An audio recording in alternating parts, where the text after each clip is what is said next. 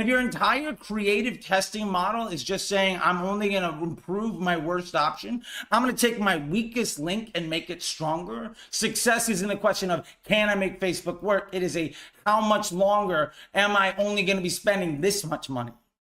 When you frame the question as how much longer until I can spend a lot more, instead of, can I make this work? Because you're using broad audiences and creative testing to solve very specific business problems, you're going to be wildly more successful. You also get way more valuable feedback on that creative.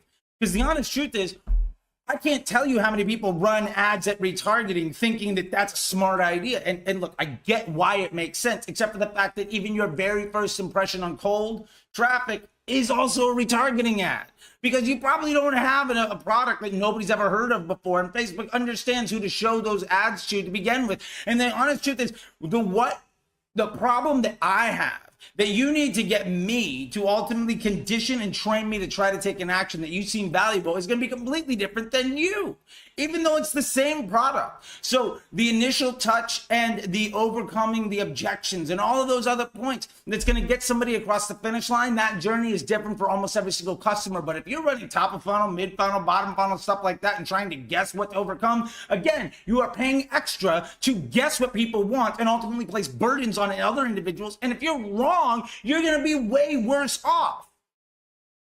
Because it's not about trying to say, well, everybody that came here, the reason they didn't buy was this one problem. If that's what you think your problem is, I'm telling you right now, categorically, you're wrong. If I'm running a car dealership and I'm trying to sell minivans, maybe the reason that people don't buy them, maybe the reason people come in to check out the minivan is they're just interested in safety, or they're interested in the brand, or they're interested in the amount of people they can fit into the car, or maybe they're interested in the price. Maybe that's what got them in the door. But if I came in because of price and safety, and then you ultimately converted me because of the brand and the size, that's great. But the guy next to me might have come in because of the brand and size, but the safety and the price is what made them buy.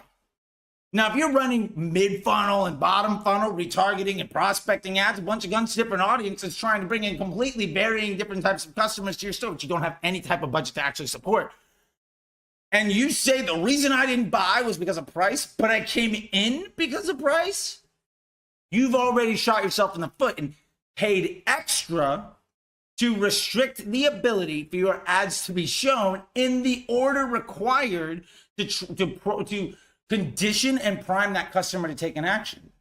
Because remember, Facebook has seen every website you've been to in for the last decade. They know every credit card purchase you've made. They know the words that you're using, the things that you're interested in. They know the communication you're having with your friends, the things that you click on and watch late night in bed next to your significant other when they've turned over to the other side, and the things you do on your secret account and something else. Facebook knows. So they know how many impressions and what vernacular and what type of creative and what overarching messaging is going to get you to take an action versus somebody else. And when you try to start to second guess that by taking what works in email or programmatic, because you don't have the ability to use an optimized CPM environment conditioning behavior, when you take those archaic platform and strategies and apply it to a dynamic machine learning environment, you are going to limit your upside tremendously. So running at broad only allows you to creative test to solve very specific problems, which ultimately means that you never need to worry about audiences again. And which means every creative test is ultimately designed to either improve your efficiency or allow you to spend more money. And that's the real trick here. What problem are you trying to solve? And I swear, if you say, well, the problem we're trying to solve is we have too many add to carts, we're going to overcome that by targeting add to carts with a discount or an influencer or some testimonial or something, I promise you the reason that ad works is because the audience you're targeting with. And the reason that broad isn't working as well is because you are restricting the ability for broad to target those individuals, because you're either running them against each other or you're excluding them. So broad has to make somebody work on the first click or it's worthless. How many times when somebody knocks on the door, do you immediately fuck them? Very rarely. Stop running your ad account as though that's how your entire business is predicated. If you knock on the door and somebody doesn't want to buy from you, very first impression, that doesn't mean that they're not interested. It ultimately means that you have to work with them to make something happen. So what I'm getting down to here, the very last point, is the ability to solve bigger problems, okay? So what we need to get to here is when you start to use broad, you can begin to save time and money to solve bigger, more important problems in your business. Like what happens after the click, how to improve LTV, and ultimately how to be more successful in your business. Because what really matters has nothing to do with hacking Facebook. What really matters is driving a higher volume of higher quality customers into your store and then figuring out what to do with them after they get there. Stabilize the CPA and work on the LTV. Or if you have a standard LTV, you can do creative testing to reduce the CPA. Or you get a higher volume of customers that ultimately allows you to reduce your COGS. That's how you grow a business. Everything else that you're trying to do is probably getting in the way and crippling your growth. Welcome to the definitive guide to scaling on Facebook. We're going to cover omni-channel targets, scaling into margin, why CPAs go up when you increase spend, the things that you need to really understand to not only scale spend, but ultimately scale results, scale quality and volume of good customers, and really have projectable, sustainable, directional growth that you can use to double, triple, quadruple, or more your business every single year in a sustainable, reliable way. This is what I've done for many brands for many years, and I'm here to teach it to you right now. Let's go. Woo. First thing though, I just want to say thank you very much. You could be anywhere on the internet right now, and you've chosen to spend some time here with me, and I want you to know that I very much appreciate that. And I'm going to do my absolute best to make sure that this time is not only actionable, interesting, entertaining, but also incredibly useful as a resource for you today and in the future. I have spent a lot of time and money making a ton of mistakes and bringing lots of brands to exit. I'm here to teach you that stuff today. What I've done wrong, what I've done right, and what you need to do to ultimately see sustainable, projectable, consistent, directional improvement. Remember, it is far, far better for your business to get 2% gains every week, which, by the way, gives you a near 3x lift by the end of the year. Then just try to get a 2x, 3x lift tomorrow, burn the whole shit house down in a week, and have to start all over again. Especially if you want investors, if you want to really get your cash flow going, if you want to get bankers to truly believe you, or even begin to plan an exit for your business. Sustainable growth is the path to long-term success. Let's dive into it right now. So, the first thing that we ultimately need to understand is the biggest mistake most people make. And that is trying to scale spend because they've hit their ROAS target. Now, here's the thing. Number one, ROAS is a bullshit number. MER is a fancy term for ROAS. We have to stop relying on this zero context data to make meaningful business decisions. I get it. You're saying, look, when I spend $1, I get 3, but that's not really true because you also have email, and then there's Google, and then there's some affiliate stuff going on, or influencer, and then you have some subscription people coming in, and then there's returns on your product, and there's all this other stuff. The point is, if you have a 3 MER today, what channel are you going to make what move on and why with how much money? The answer is, a number on a sticky note isn't going to give you that type of context if it's a return on spend or marketing efficiency because it's lacking actionable insight. So we're going to try to scrap all of that nonsense. The first step is starting to prioritize high value data and not chasing Basically vanity metrics. The other side of this too is to remember that attribution is nonsense. The concept of attribution from digital marketing is a sales pitch from 25 years ago, where digital advertising platforms at the time wanted to tell people, hey, we get credit for bringing you a sale. Because at the time, marketing on the internet was a crazy idea.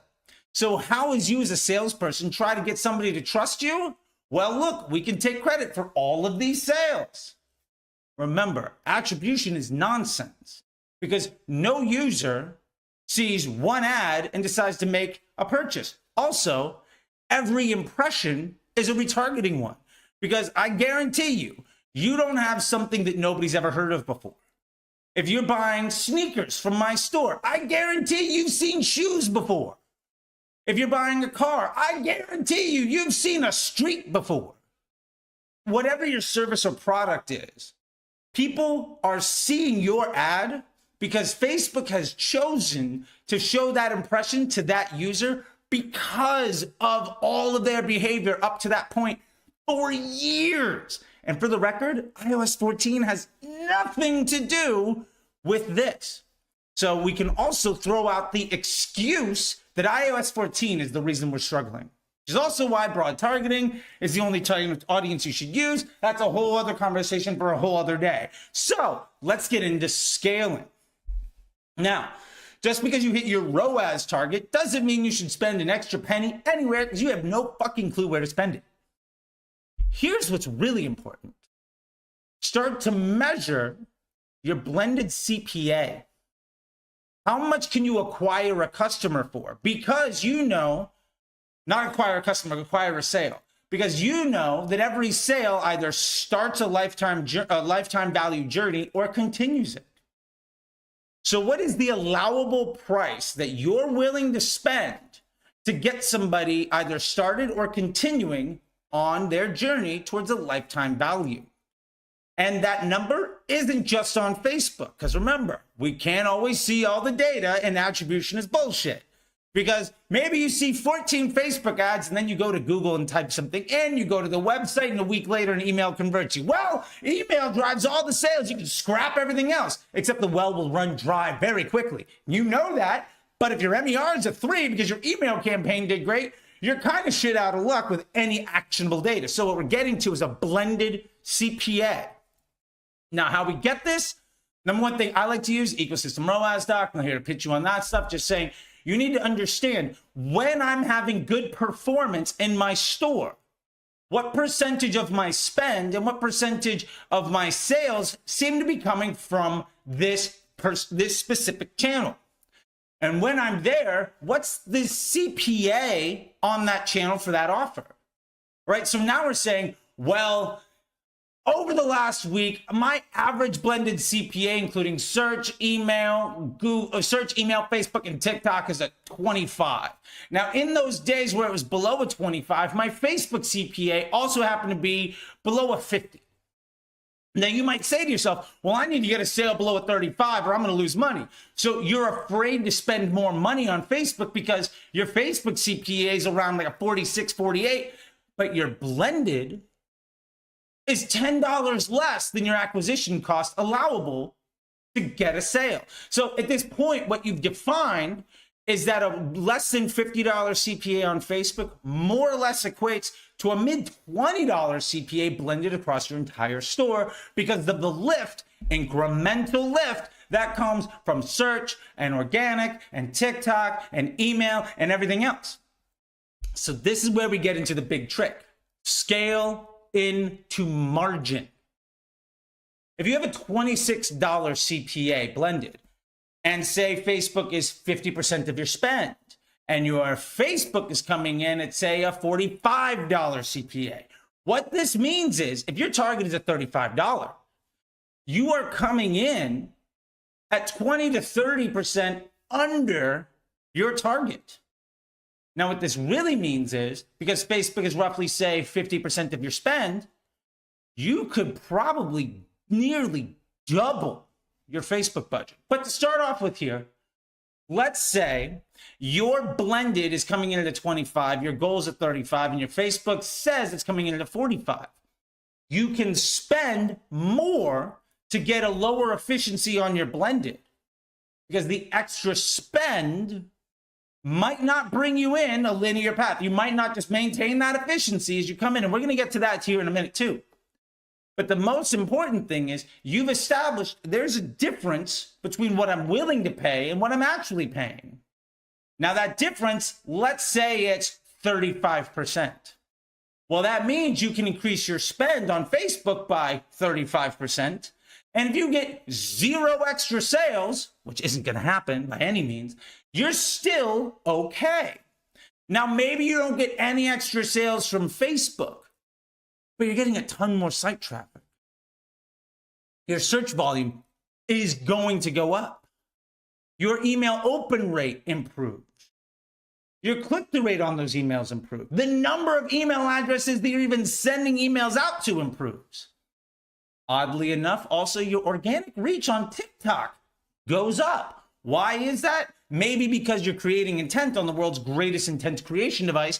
And even though you're running a conversion campaign, you are generating awareness and buying intent, pushing people further down the journey, because Facebook is not only great at letting people know you exist, but it's also excellent at priming and conditioning people to ultimately take the action that you are optimizing for, even if Facebook isn't the reason that they do it on the last click. Because remember, attribution is bullshit.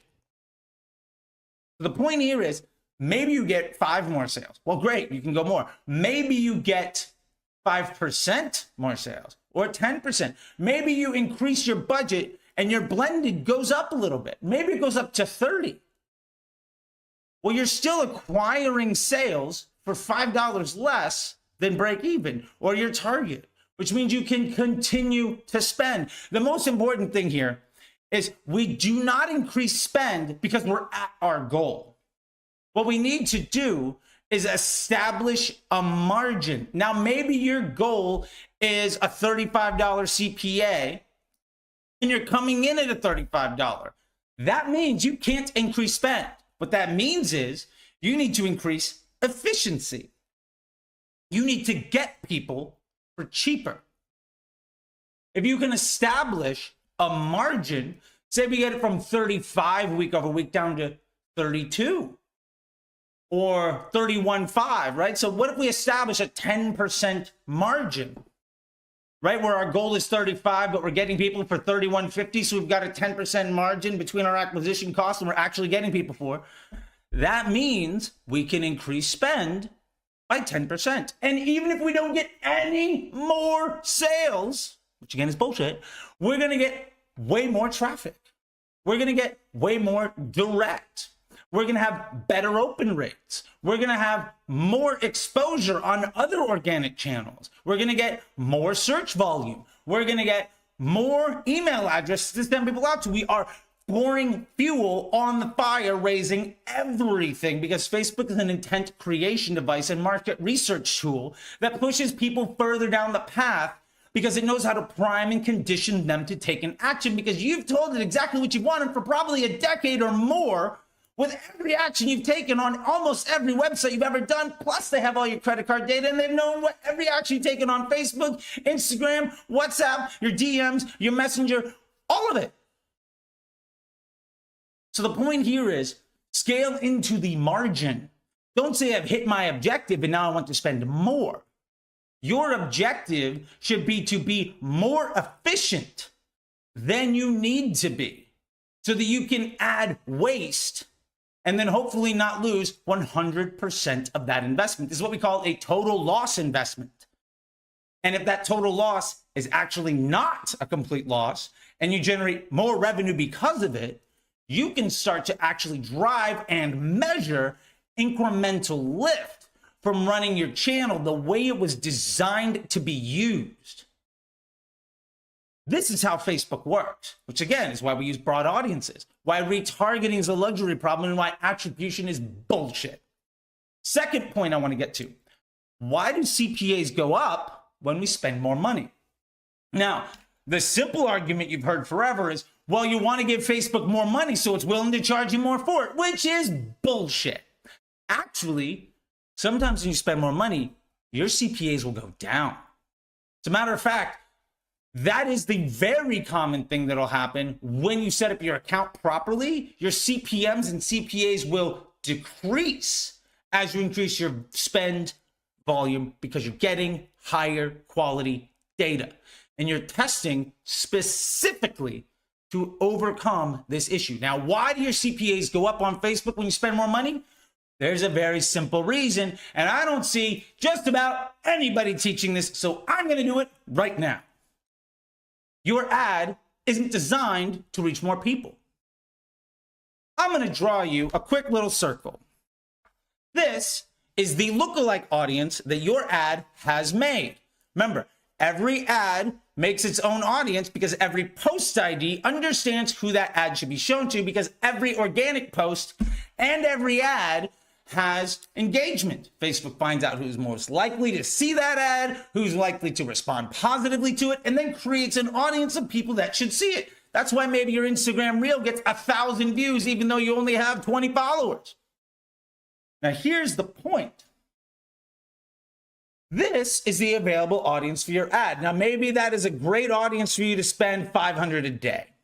Now what happens when you try to spend $1,000 a day is that ad begins to reach out to an audience outside of the best available inventory. This is where you're getting people for the goal, but once you start to spend out into all of this universe because you're spending more money than this ad can actually handle, what happens? You force a lower quality experience on users, which increases your CPMs, and because now you're reaching newer people who are lower qualified that our Facebook is trying to start a journey with and ultimately converting to your product, what happens? It's less efficient at driving a sale, so your CPA goes up. How do we overcome that issue? Well, very simple. We make several ads. Now, if we have 5 ads, there's a lot of people that these ads can go to.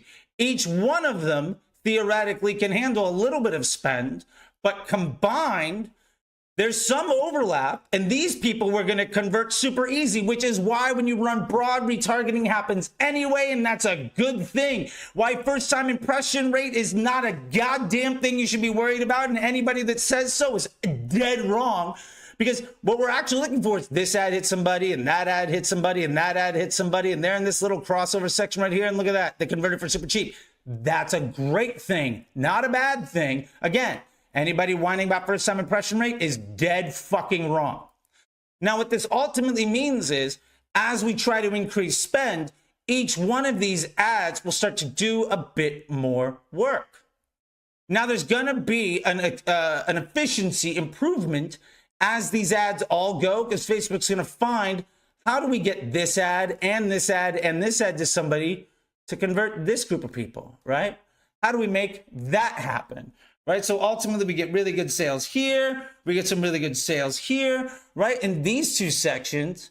And now, boom and boom, we got some amazing efficiency. What happens when we spend more money? We get more data. Our CPA goes down because Facebook is better and better at finding these people. And our CPMs go down because we're able to better match good ads to reach more individuals. This is 5 ads in a broad ad set. There's going to be retargeting. There might be some first-time impression ratio nonsense going on. But you know what? The more money we spend, the more stable this is going to be. And over time, our cost of advertising is going to come down. That's how machine learning works. That's how data works. That is one of the biggest things that I see almost every expert out there completely fucking missing. And for the record, this isn't theory. This has been confirmed with over $10 million in case study spend that I've done with the measurement and the product team at Facebook for machine learning for the auction and delivery team. This is how Facebook works. And here's the other thing. That's not a secret. Facebook's been telling us this for years, right? So here's the big thing. Why do CPAs go up? Because you're forcing your ad to reach new people. Here's the other thing. that increase in CPA isn't permanent. Once Facebook understands how to convert these other people, or you get a few ads that can touch the same person, your first time impression ratio, whatever, they're going to get better, which is why we don't need to worry about retargeting, which is why we should also focus on one specific offer, which is why we should only have one campaign, which is why we should have just one or two primary ad sets where our best ads are going after people. Because then Facebook is able to map out the customer journey, the user experience of somebody on Facebook, to ultimately get them to drive that ultimate action. Because Facebook isn't trying to make every impression make a sale. Facebook is trying to condition and prime the user to want to take that action the way that they've told Facebook they behave over the last decade. Maybe you have told Facebook for the last 10 years. Then when it comes around time for Valentine's Day, when you start to see videos of happy people around the 1st of February, and then you see some good static images a week out with a sale, on that 10th or that 15th impression and that third click, you've got a 90% chance of actually making a purchase. Well, now, because I've done this to you for a decade, I know how to condition you to make a sale. Because Facebook is trying to deliver intent, right? And trying to do market research. And ultimately, Facebook's trying to give the end user a positive experience. The point here is, this is how Facebook works. And when trying to scale spend, we need to scale into that margin. One of the easiest ways of establishing that margin is by giving a few options for Facebook to make. And then we do testing to try to improve the quality of those options. Absolutely. And then you get to the point where when you spend more money, you might get a small increase in CPA immediately, and then it levels off, and then it starts to come back down. I've done this repeatedly for years. The most extreme case of this was I had one brand where we were spending $3,000 a day at a 60. After about 9 months, we were spending $50,000 a day at a 15.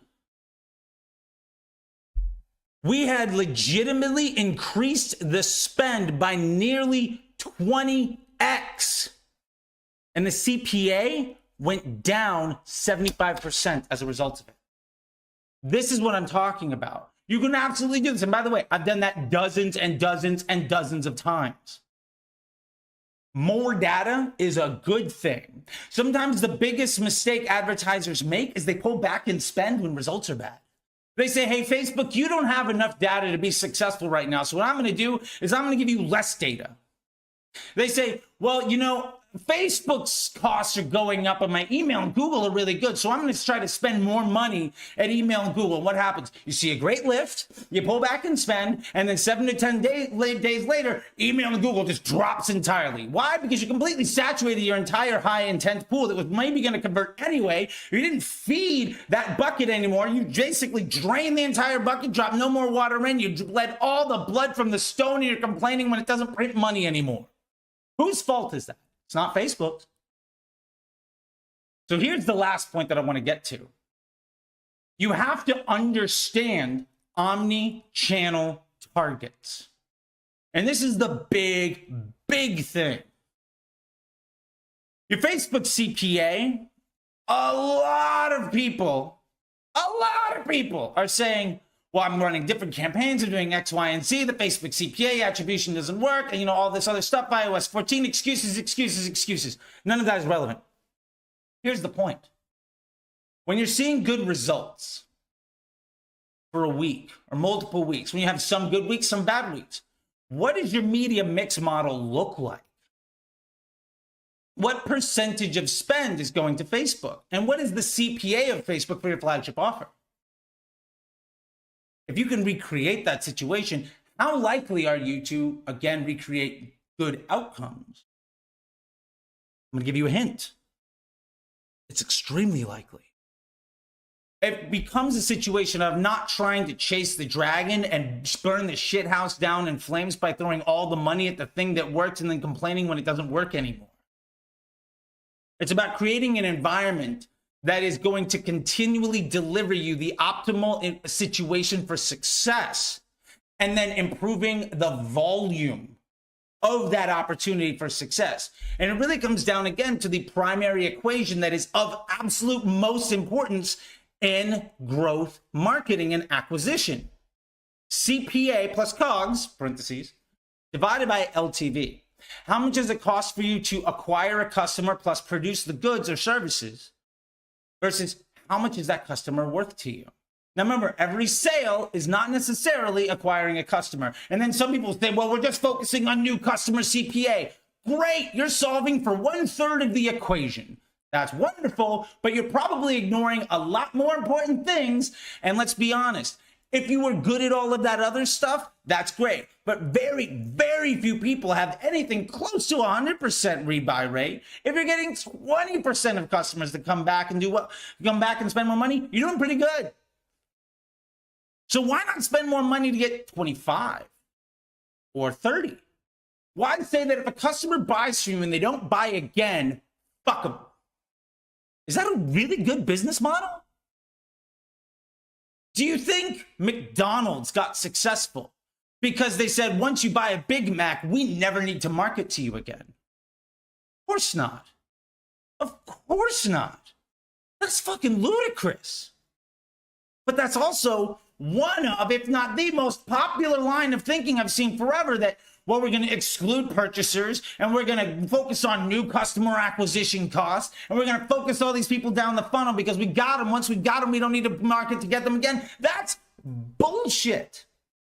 And here's the other thing that's really important. Facebook knows what it is that you're trying to do, right? Because Facebook understands what you're trying to ultimately accomplish is to drive a conversion.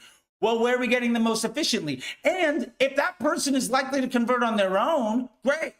But Facebook also knows how often is somebody likely to buy. How do they know that? Maybe they have a decade of your purchase behavior and your engagement behavior and understanding how often you do things. If you buy a pair of sneakers by clicking on a Facebook ad, do you think Facebook's now going to smash you with a shit ton of other ads for shoes? Wouldn't that give you a really shit experience on the platform? Have you ever noticed that once you buy things, you do see some ads from really bad brands, but all the good brands, those ads just seem to disappear? Now, the first immediate idea might be, well, they're excluding purchasers, right? Adidas ads aren't being shown in your feed because you bought a New Balance sneaker and Adidas is excluding you from that purchase conversion pool? No. Facebook knows that you've completed a purchase objective with a whole ton of metadata on that product. And over the last decade, it's taken you at least 6 months to 2 years to be interested in that product again. Now, there are some products where you'll buy it over and over again, right? Especially CPG, especially a lot of clothing stuff like shirts and whatnot. So you might see those ads all the time. But you have to remember, Facebook's #1 objective is the end user experience. So when we're looking at omni-channel targets, we have to ultimately see, how do we recreate really good situations for success? What is the balance of investment across all of our channels to acquire that success? And then how do we use that information to amplify that success? And really the way that we do that is we see spend, volume, and revenue by channel with that channel's reporting. Yeah. I use platform data 100%. Why? Because that's the information the platform has. Why try to outsmart the platform by using information it's not privy to, that isn't how it's deciding to make decisions, and then try to amplify it? You're undermining your tool of success, which kind of sounds like hacking Facebook, which kind of sounds like something we know doesn't work, which kind of sounds like the same thing that everybody's complaining about for years, which also kind of sounds like the thing that most really successful brands don't bother with. So here's the ultimate goal. Here's the big picture. You need to establish a margin on CPA for your flagship product. You need to drop the distractions of 3 or 4 offers and a bunch of audiences and retargeting and all of this other nonsense. Remember, retargeting is completely unnecessary because every impression is retargeting. Even the very first impression on cold prospecting is being shown to somebody because Facebook has determined that that person is already apt to want to respond to it. And if you have advanced matching, your cold audience first impression might very well be the 20th ad somebody sees over the week for that type of product because they're seeing it from Nike, from New Balance, from Reebok, from Saucony, and from Converse. You're not special, but you can absolutely maximize on the investment that other people have made. So we need to understand what our margin is and then spend into it. Realizing that as we spend into it, while we might not get a sale directly from the platform, which is probably also total bullshit, we're going to see a lift in search volume, in direct traffic, in organic reach, because hey, more people know about us, more people are responding positively to us, and more people are going to respond positively to our messaging. We're going to get higher open rates and more email addresses because, again, we're driving positive and perception of the brand. If your ads are good, by the way, if your ads are bad, you're just trying to make a sale all the time, you're going to set your entire business on fire. Right? Every conversion ad is also a brand awareness ad because ultimately what we're trying to do is make people feel good about our advertising and want to deal with us as a brand. This goes back hundreds of years. The real issue here was there was a point in time where online marketing wasn't sophisticated enough to take this in. And there are extremely popular channels like email and search and others where they don't have that sophistication, or their business model isn't about the end user experience. For Google, they want you off of Google as fast as possible. Their goal is that you land on Google and 5 seconds later you leave. If Facebook had every user log on to Facebook, see an ad, and leave in 5 seconds, they'd be out of business. Align your goals with theirs, and you're going to be really good. So establish that margin. Remember why your CPAs are growing. Solve for that. And ultimately, measure your omni-channel effects of spending, make targets for those, and truly begin to establish, test, and plan for incremental lift.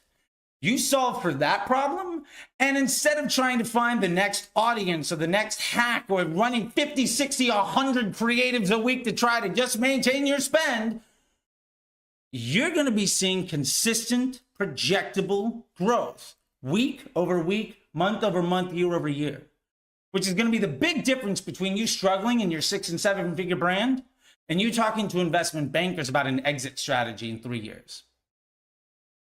Is your business a paycheck or a retirement plan? Think about it. Welcome to the definitive guide for optimization with Facebook ads. If you want to learn how to optimize your Facebook ads so that you can see more success, if you want to reduce your stress, if you want to scale results, if you want to scale your spend, if you want more stability, this is the place to be. We're going to talk about 4 super big topics in order. Number 1, we're going to talk about the breakdown effect. If you don't understand the breakdown effect, this is going to bust the myths of so many people trying to teach you how to hack Facebook and ultimately presenting a giant liability to your bottom line. Number 2, we're going to talk about thinking like a banker so that you can begin to make real change in your business. We're also going to talk about business goals, understanding what is my primary objective here. What am I actually trying to do instead of just making Facebook look good? How do I actually make a real change in my business instead of just feeding my ego and trying to take credit for everybody else on the team's work and the process and the systems that we have? And lastly, we're going to talk about short wins versus long-term goals. How do we give away trying to make the absolute most of today and actually focus on making the absolute most of our entire effort? If you want to know how to run Facebook ads, if you want to know what I'm doing to optimize my account, where I've been able to spend hundreds of millions of dollars while my students and clients have done over $1 billion in revenue, you're in the right place. Let's go. First off, I just want to say thank you. I know you could be anywhere on the internet right now and I really appreciate it.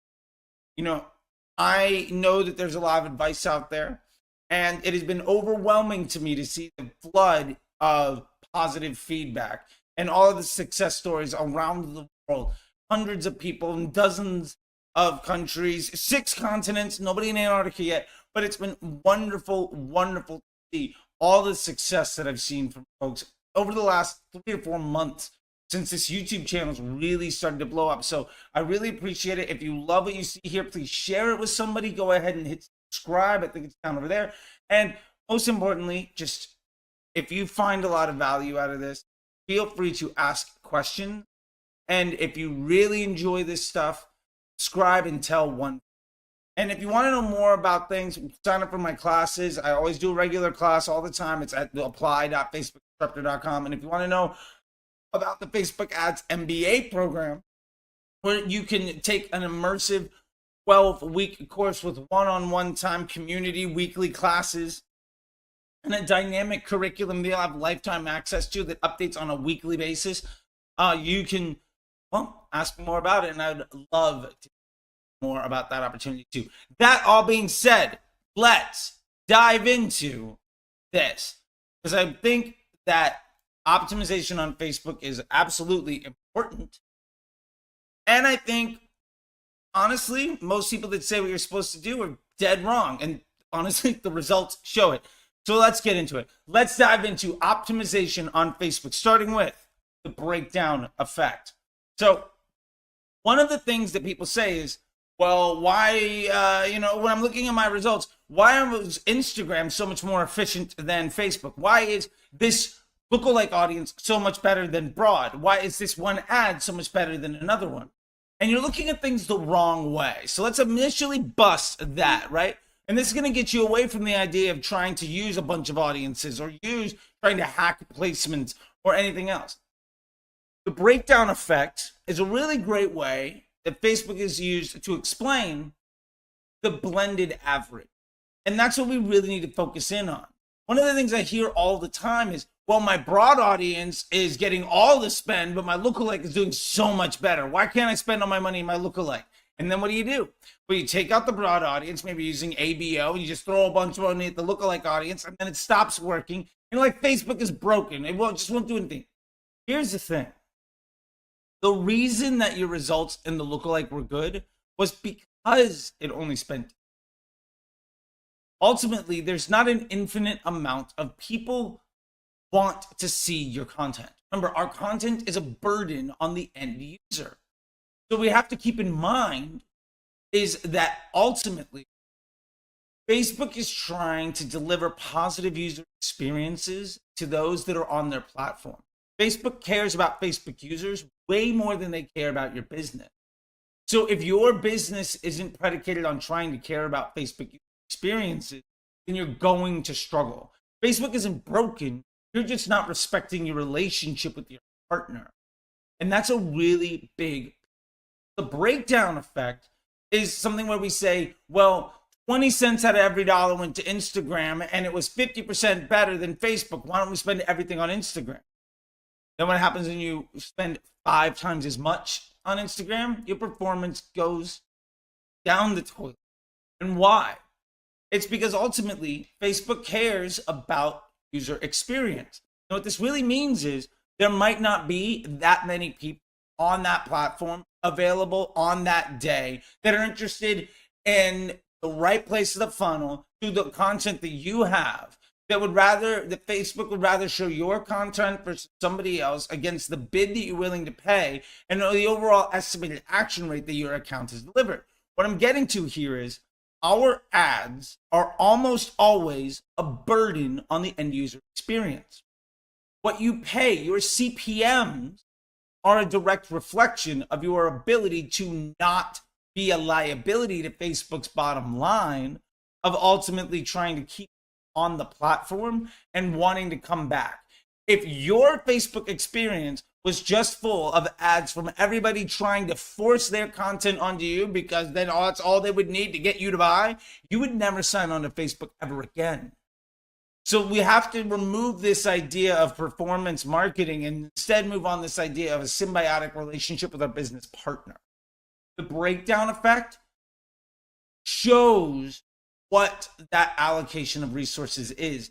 And ultimately, instead of trying to chase the one little pocket that makes everything better, we have to understand that our success comes because of the aggregate. Because we spent some money at broad, because we got some money at the look, because we got some money on Instagram, because we got some money in the newsfeed. That is why we were way more successful. And The inverse of this, every time you try to say, I'm only targeting lookalikes, or I'm only going to do stories ads, or this is only going to go over here, we see far less success that's way less stable. And while we might get some immediate wins, it dies really, really fast. And it's because there's only so many people there that are ready, willing, and able to receive your content in a way where you are a better piece of inventory. You are a better piece of content for Facebook to deliver to an end user versus somebody else. And that's a really big thing to know. No matter how good you are, no matter how great your ads are, at the end of the day, nobody's signing on to Facebook to admire all of your hard work. And there's 20,000 other people trying to get that exact same impression when somebody refreshes or scrolls through their feed.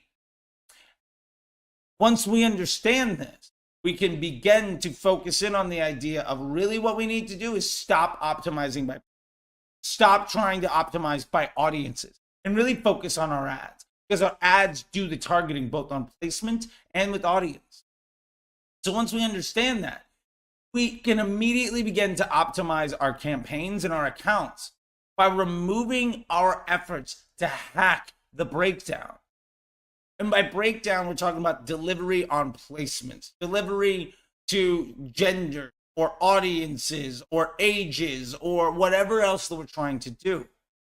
The more that we get away from trying to hack the machine, the better we are at aligning ourselves with Facebook's needs. Because the honest truth is, we don't really care where that money goes as long as we get a really stable result that we can improve.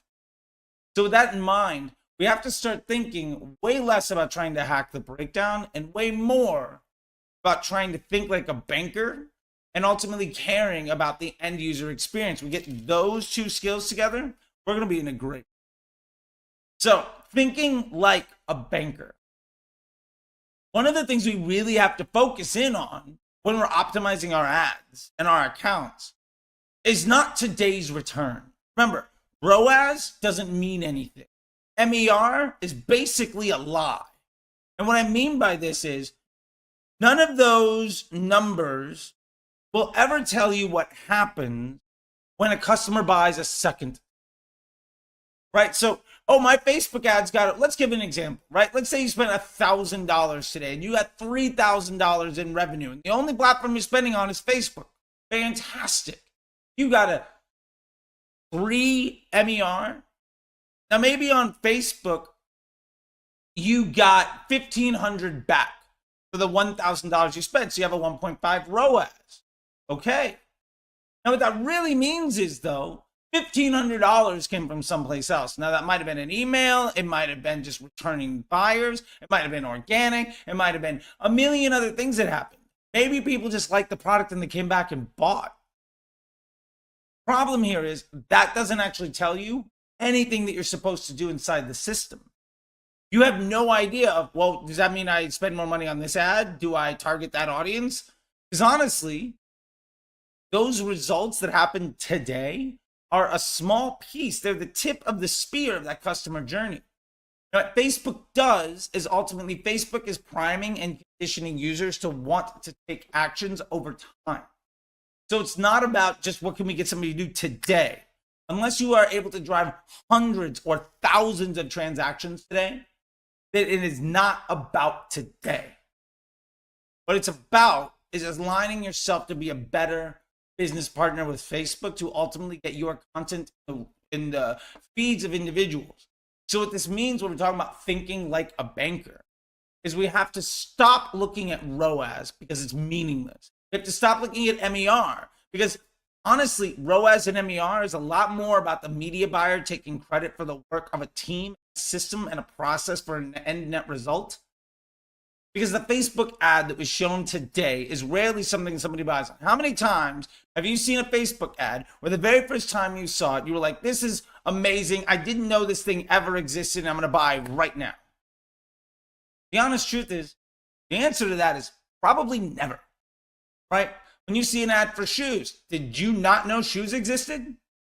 The point is, Facebook knows that you've been in the market for shoes, right? Maybe it's, April. And every year around April, because Facebook has all your credit card information, seen everything that you've engaged with on the platform and seen all the websites you've gone to for the last decade. Every year around April for the last 5 or 6 years, you seem to start talking about running, and you're going to a lot of different stores. And we've seen that you've bought 1 or 2 pair of trainers in like this 5 or 6 week basis. And you've engaged with content from these types of people. You want to see that type of thing. So if I'm running a shoe brand and I show you an ad on cold prospecting, Facebook's already retargeting you because of all that. So the point here is thinking like a banker is we have to stop looking at ROAS and MER because that's just a small piece of the puzzle. Instead, we have to start looking at PSM, profitable scaling margin. Now, there's not a lot of people talking about PSM, and the honest truth is because agency owners are not aligned with brand owners when it comes to this type of thing, and most brand owners aren't informed enough about this type of stuff, and the people that are absolutely crushing on it don't teach. So let's fix that. PSM is lifetime value divided by the sum of CPA and COGS. How much does it cost to acquire a sale, and how much is that customer worth to you? What this really means is if you're promoting 3 or 4 or 5 different offers and products in your store, how many of them are giving you a good ROAS versus how many of them are giving you a lifetime value way above and beyond what you're paying to acquire that customer? If you want to generate revenue growth in a long-term basis, it's far less about, can I take 5 cents on the dollar today after you break down cost of goods and you pay for all the other teams and you dedupe all the attribution that's happening because your Facebook sale also might have had something to do with a Google ad spend that also had something a little bit to do with some TikTok ad spend. And yeah, there was an email that went out today and 20 people bought again today. The point is, if you can understand what product ultimately allows you to have the greatest margin between the cost to acquire the customer, the cost to make the product, plus what that customer is worth over their lifetime with you and the brand. Finding which one of those has the greatest margin will ultimately allow you to understand which offer, product, or service to actually promote. Because there are basically 2 primary objectives in business, which gets us down to our biggest point here. Is either we are trying to drive volume of customers at break even or a small profit, or we're trying to generate volume of high margin customers. And what I really mean by this is either we're dealing in volume, we are a bulk business, we want to get 100 customers today, and if we make $10 on each one, hey, we made $1,000 today. Do that every single day, and we're going to stack up very short wins. And we're going to make a little bit of money on a whole lot of people, and that's going to get us cash flow. We're going to market share. We're going to grow the business. But ultimately, hand-to-hand combat like that is going to be something that tremendously inhibits our ability to scale the brand.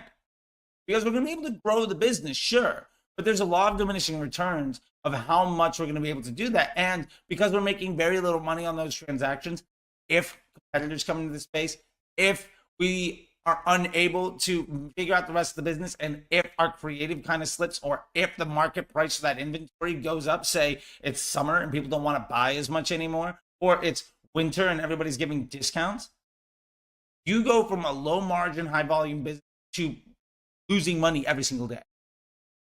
That's an extremely volatile place to be. Whereas you might be able to invest in high margin customers. Yes, I'll pay you $50. I'll pay $50 to make a sale today for something that cost me $50 to make. Now, theoretically, if I'm charging $50 for that product, it cost me $50 to make it. I spent $50 to produce the product, and I got $50 in return. I lost $50 in that transaction. But what if that customer is ultimately worth $300 to me here? I paid $100 to get $300.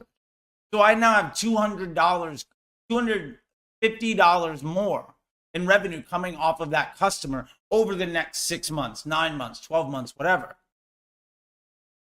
If I understand that margin, I can begin to buy into that margin. And ultimately, if I acquire more of those customers, I might be losing money today, but I'm going to make way more money long term. And when I'm talking about thinking like a banker, the optimization of our ad account is really understanding what is the balance between needing immediate money today and the willingness to invest in long-term growth tomorrow.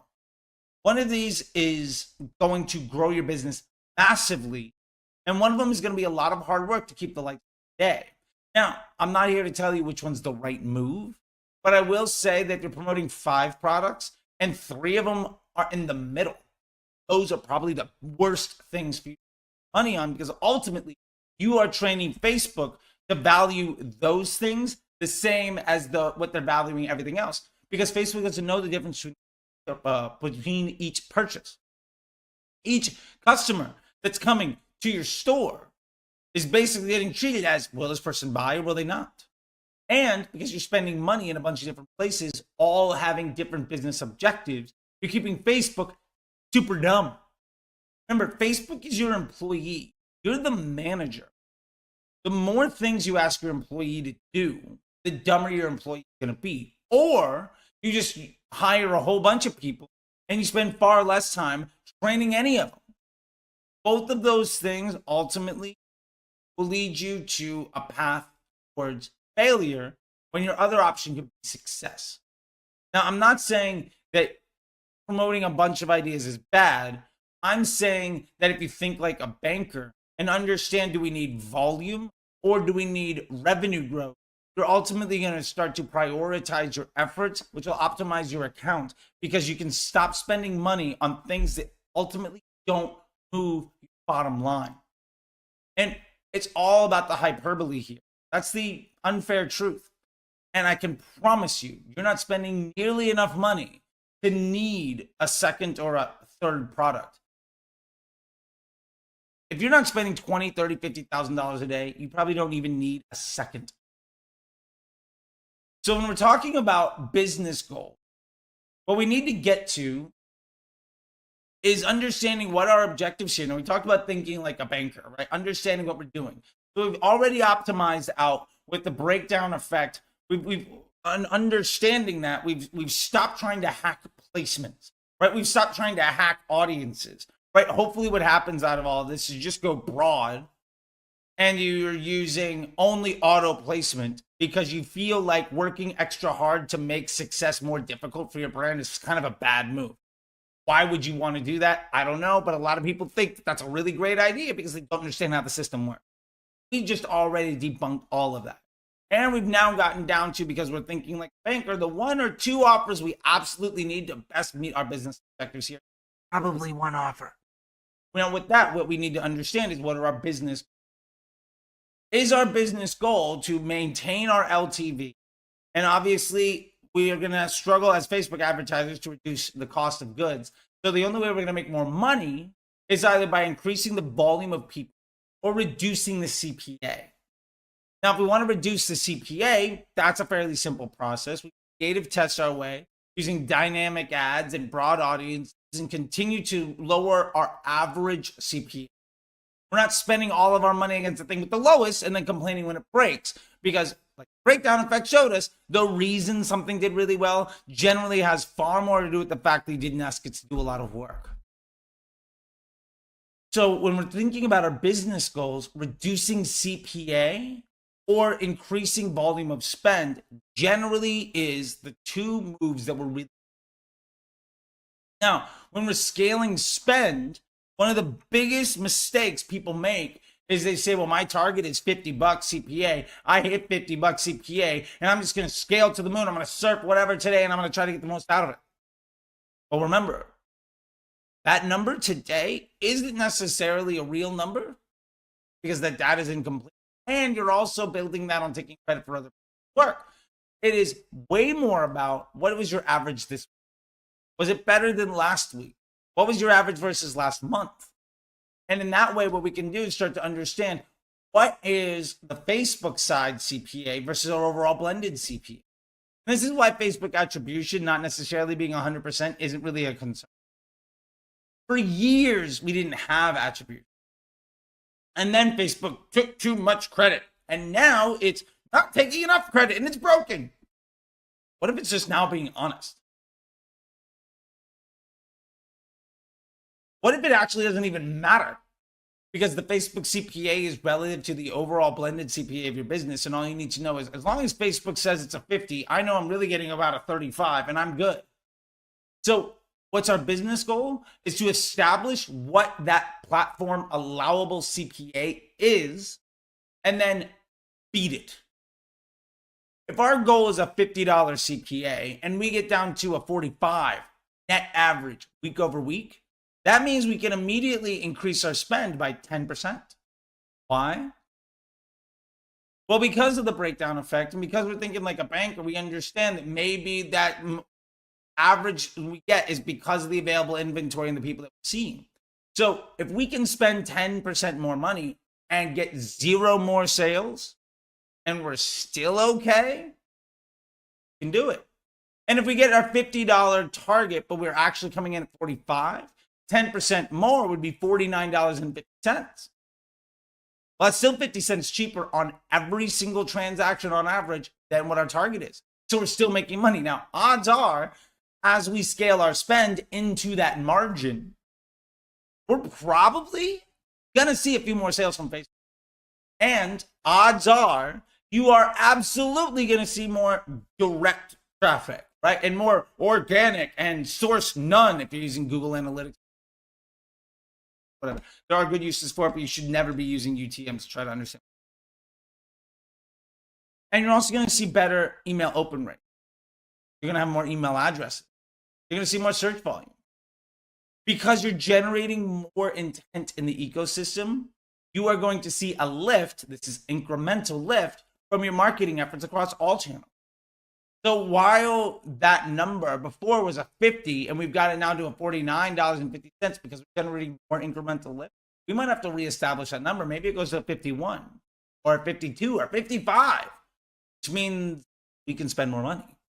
And the reason we can do that is because that Facebook CPA in relation to overall CPA, total amount spent across our business versus total conversions that we got, on the offers that we've already defined because of our PSM, we're either pushing for volume or we're pushing for profit margin per customer journey. We're now in a situation where we can say, well, that was the case when we were spending 500, but now they're spending 2,000 a day. Facebook doesn't need to be nearly as good because we're seeing way more sales from search. We're seeing way more sales from email. We're seeing way more returning customers. So Facebook has brought incremental lift to the situation because more and more people are seeing us on a regular basis. And because of that, Facebook doesn't need to work nearly as efficiently because it's fueling the fire of our business, because Facebook should not ever be the only source of income you ever have, because hopefully at the absolute worst case scenario, your product is good enough that people want to come back and you're sending a few emails. Anytime somebody makes a purchase that's not Facebook click related, that means that you can spend more money on Facebook to acquire more people. And what I mean by this, I'll break it down one last simple time if I can. If I made $1,000, if I needed to make $1,000, and that comes from 20 sales, and that's a $50 CPA. If instead I made like 25, 30 sales, and I generated like $1,200, $1,500 in revenue, that means is I could legitimately actually spend closer to $60, $70 on Facebook side CPA, because I know that I'm generating revenue from other sources, and I know that Facebook is driving intent and awareness in the marketplace. I'm ultimately monetizing in other ways. So because of that, Facebook is the amplification to a successful business. I don't need Facebook to be nearly as profitable. Some of the most successful businesses I know run Facebook at a 0.8. Hell, I'm running one at 0.4. $30,000 a day in spend, because the rest of the business model and the system and process and team we have in place monetizes that attention. We're not solely dependent on Facebook. And you know, Facebook's not necessarily taking credit for everything that's coming its way. And because we know Facebook is a computer algorithm, it's going to make the same mistakes over and over again. It's going to repeat the same process over and over again. So that relative number between Facebook CPA on a weekly basis to our store blended CPA on a weekly basis, is more or less going to be relative. And if that number changes, that means is the incremental lift that we're seeing from Facebook has also changed. So that being said, let's get to short wins versus long-term growth. The number one biggest mistake I see people make when trying to optimize their campaign is trying to chase whatever was successful today or this week. I've seen people with 5, 6, 20 campaigns live, right? Where they're running ABO and interest groups and cost caps and all this stuff. And I get it. That makes Facebook look. But it could look the same or better focused on long-term growth.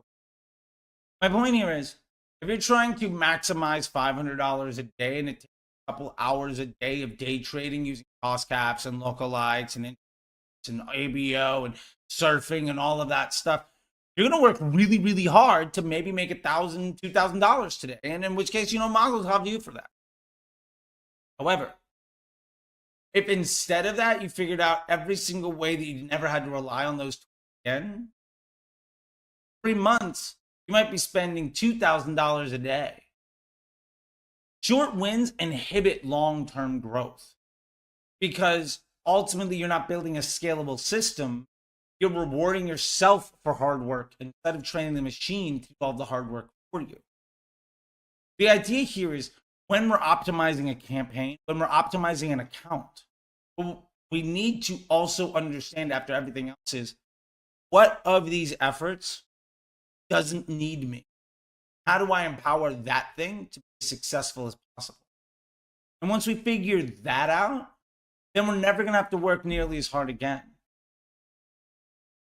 It is astonishing to me that the leaders in the Facebook ads marketing thought space aren't teaching people how to work a couple hours. Instead, they're teaching people how to make the most money they possibly can today, which might be the reason they're not in business. Think about that. And I hope that this was eye-opening and it's something that you can run to the bank with, because honestly, you deserve it. Welcome to the definitive guide for MER, most commonly known as Marketing Efficiency Ratio. This is probably the measurement du jour on the internet these days. It's really become popular after Facebook deprecated the 28-day click one day view, and we're going to get behind that as happening. So what we're going to cover today is, what is it? What are my issues with it? Why it's really popular? Why it's not very valuable in some context around that stuff? And honestly, what questions you should be asking, what questions it brings up that doesn't answer, why everybody loves it, why it might be a good thing, and ultimately how you should be thinking about your advertising to move forward so that you can scale your business and make more money and have more fun and enjoy more life with more sex and less stress. Let's go. Oh, that was one breath. Anyway, thank you so much. I know you could be literally anywhere on the internet right now, and you've decided to pay attention to me as I've been so lovingly described, that random weird dude yelling at me, and I appreciate it. Because your time is something you can't give back, right? Money comes and goes, all sorts of things happen, but time is important. And I really, really appreciate that. And it has meant the world to me to get to meet more and more of you where this time was valuable to you. I understand and I take the responsibility to make sure that what I share with you is meaningful and important and valuable for you. If you like this stuff and you want more, go ahead and smash the subscribe, the like button, comment below with all of your things that you don't like, reply with all of your questions or stuff you don't understand, share this with your friends. If you want more things, I've always got my weekly webinars going on. You can check it out at apply.facebookdisruptor.com. I got a brand new newsletter, The Shape of Disrupt to Come. If you want to know what all the experts are going to talk about in a year or two, why not know it now? This is one of the big things, and shout out to my man, Cody Plofker from Jones Road Beauty for inspiring this.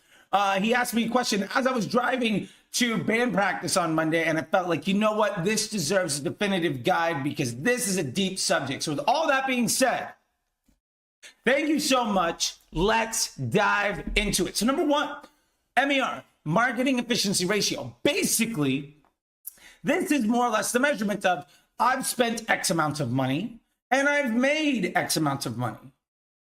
That sounds awfully familiar, right? That is a return on my ad spend. Now, we can definitely account more than just ad spend into this, right? Which is why people really like it. So it's ROAS, but it also includes subscription, and it also includes email and SMS. By the way, you need to get on the SMS train. And everything else that's going on, right? It's not a channel-specific ROAS. It's a business-level ROAS, which is great. Let's say you got a ROAS yesterday of 4. Congratulations. What does that mean? And that's really where we got down to the problem with MER is a lack of insight. So let me ask you this. Say yesterday let's say you're running media on Facebook, you got some TikTok going, a little bit of Google, maybe a little bit of native or display, you got some affiliate stuff potentially, some influencer stuff potentially, you got some email going on, or maybe you have something stupid, simple, and you've just got like TikTok, Facebook, and Google and email, which honestly, that is about the bare bones. If you're not on those 4 channels, I highly recommend you start using them in that way. And for the record, I would use TikTok at the top just to get as much shit as you possibly can into your ecosystem. You're working Facebook to really run full funnel intent creation and market research. You're running Google and Bing, which remember, you can always copy your Google ads straight to Bing and it gets you like an 80x ROAS because it's fucking stupid, but people spend money for fucking nothing on there. And then you're using email to drive up, reoccurring revenue and really get that free money. Here's the problem. I got 4 MER yesterday. What does that mean? Well, it means that yesterday I spent, say, $1,000 or $100 or 50 grand, and I got 4 times that back. Or I made 4 times that in revenue. So here's the context. Let me ask some questions. How much of that was from subscription? How much of that was from Google? How much of that was email? How much of that was Facebook? How much of that was TikTok or influencers, affiliates, or anything else? And then the real issue is the actionableness of the data. What are you going to do with that? I got an MER of 4 yesterday. Great. What are you going to do today? I don't know. If you have an MER of 2, what are you going to do? There's no action plan. It's just a signpost that says you are here, basically, right? There's no actionable nature to this data other than a report card, which also in itself isn't accurate because that's revenue and spend. But what about LTV? What about returns? What about refunds? What about costs of goods? What about operating costs? What about everything that it takes to go ahead and make your business run? I don't know. So what if you're selling a slew of different products? Some of them you have a much greater margin between CPA and LTV, and some of them you have the smaller one, and some of them, that's the second or third product coming in. The point is that MER doesn't really mean anything other than advertisers who are used to looking at Facebook ROAS that understand that that is a bad data point have now found a new version of that number to take in the holistic view of their business. And I can hear you say it, and I hope that you are thinking this. Well, it's not just one day. We're looking at MER over week and over month. Fantastic. Are you running loss leaders at the top of the funnel to generate long-term income? Do you have a subscription product? Are you drop shipping on a product that nobody's ever going to buy again? I would argue that MER might even be valuable because you're not building a business. You're just trying to extract money from people at all costs. I'm not trying to say anything negative about drop shipping. I'm just saying some people are doing drop shipping and some people have elevated to building a brand. And I think that most drop shippers know that's sort of the steps. And don't get me wrong, I think that's valuable. Plenty of people made a ton of money on it. And I've helped people develop 7- and 8-figure drop shipping stores for years based around that because they come from drop shipping or multi-level marketing into building a brand. Hell, I built a brand up to nearly $100 million. That was basically a bootstrap version of a multi-level marketing thing that we took into a legit brand. And like the mob, we went legit. The point here is we lack any insight into the data, which prevents us from getting any actionable data. The point is, any data point that somebody gives you that doesn't help you make a decision or answer a question is a distraction and a waste of our time. So doesn't answer some questions. Now, I don't know if you like the show, but I'm a big fan of, Dragon's Den or Shark Tank. What do you see? After the pitch, we're like, all right, great, now tell us the numbers.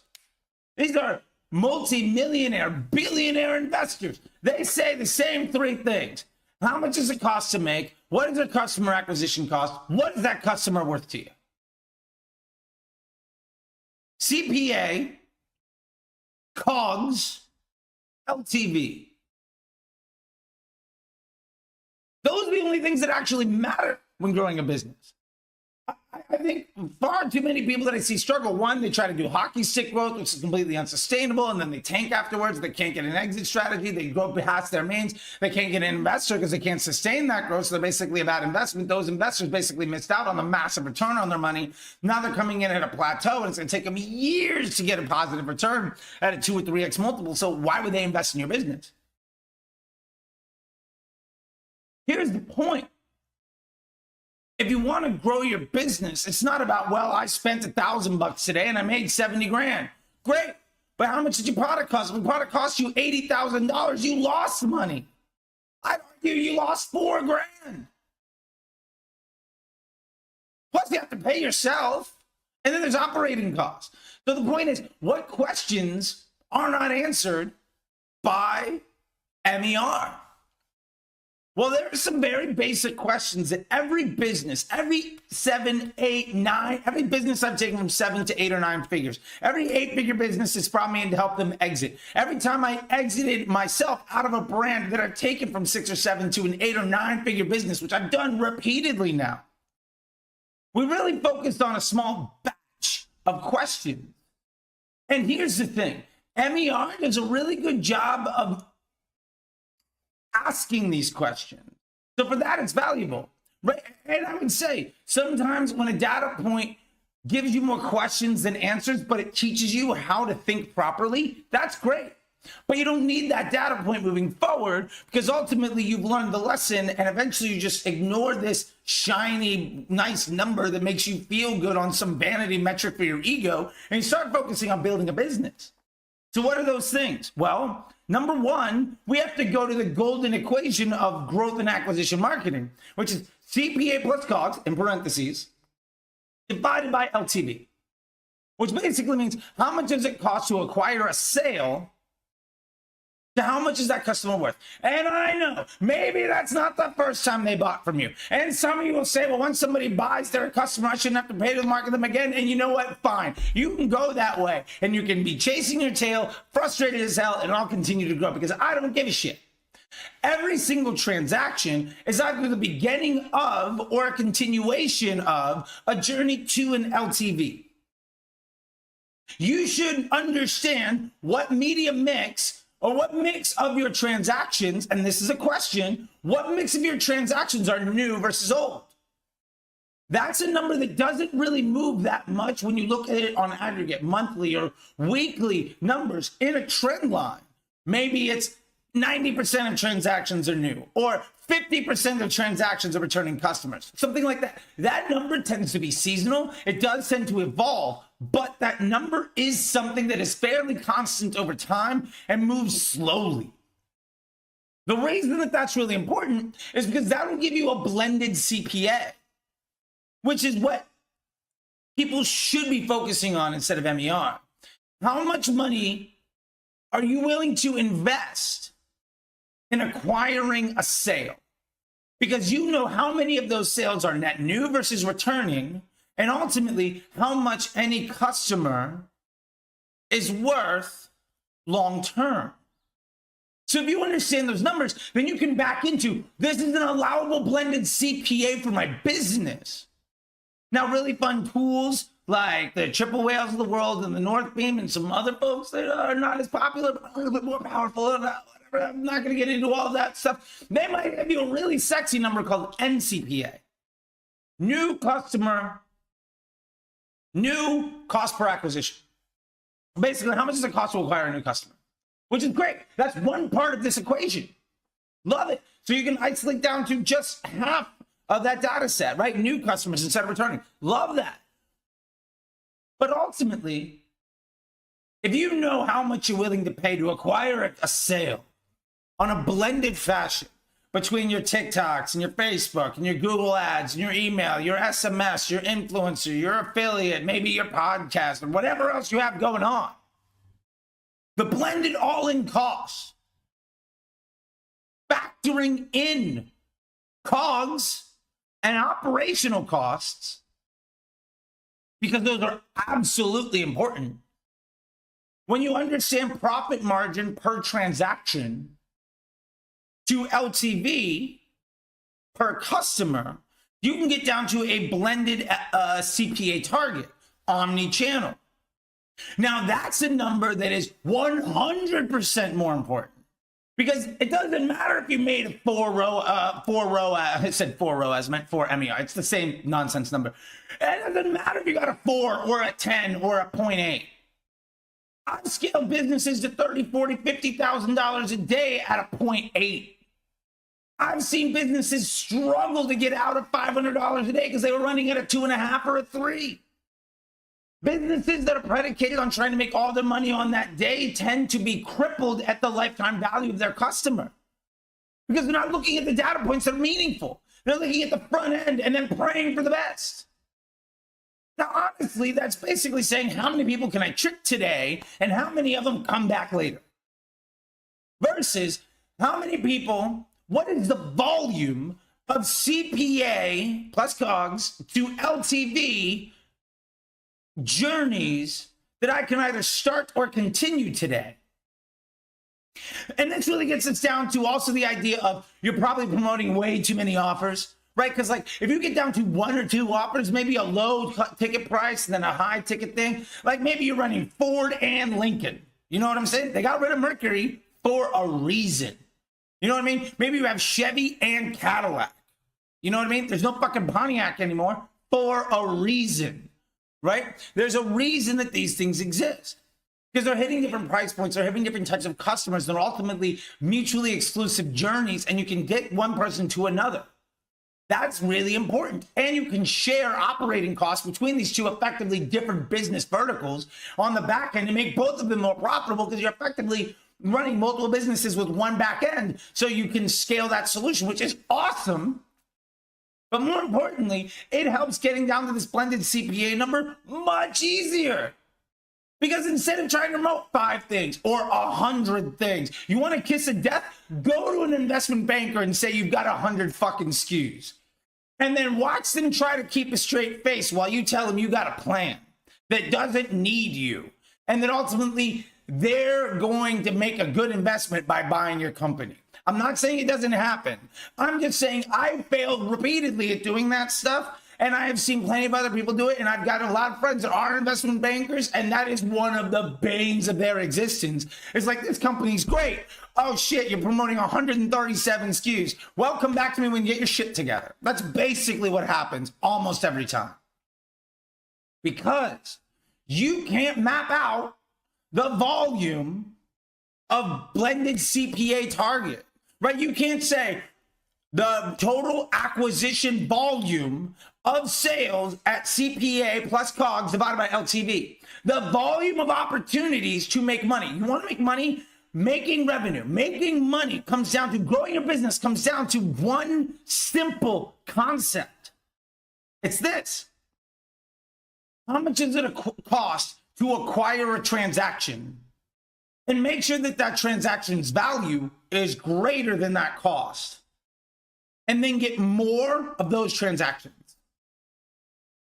That's it. I mean, I've got an MBA. You know, I have a lot of years of school, and driven a couple billion. In my clients and students have driven a couple billion in revenue.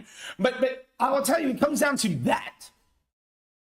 And so my point here is MER doesn't tell you any of that. MER doesn't give you any context into that data. Now, maybe you're running a $30, $50, $100 offer. Maybe you're doing some subscriptions, you're doing some discounts, all this other stuff. Do you have any fucking clue how much profit you're making on any given sale and what that lifetime value of that customer is? Maybe you're doing a blend across all of them, but you're trying to herd like 17 cats with 5 plates spinning in the air and then crossing your fingers and tapping your toes 2 times, spinning counter direction and hoping that you make money. There's a reason that you're struggling.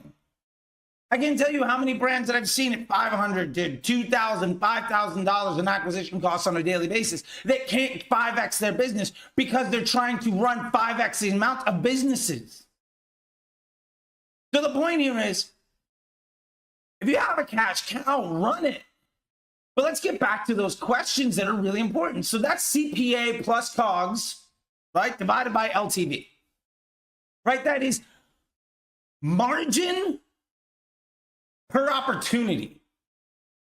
And then your job is to increase the volume of those opportunities and reduce CPA plus improve LTV. That's it.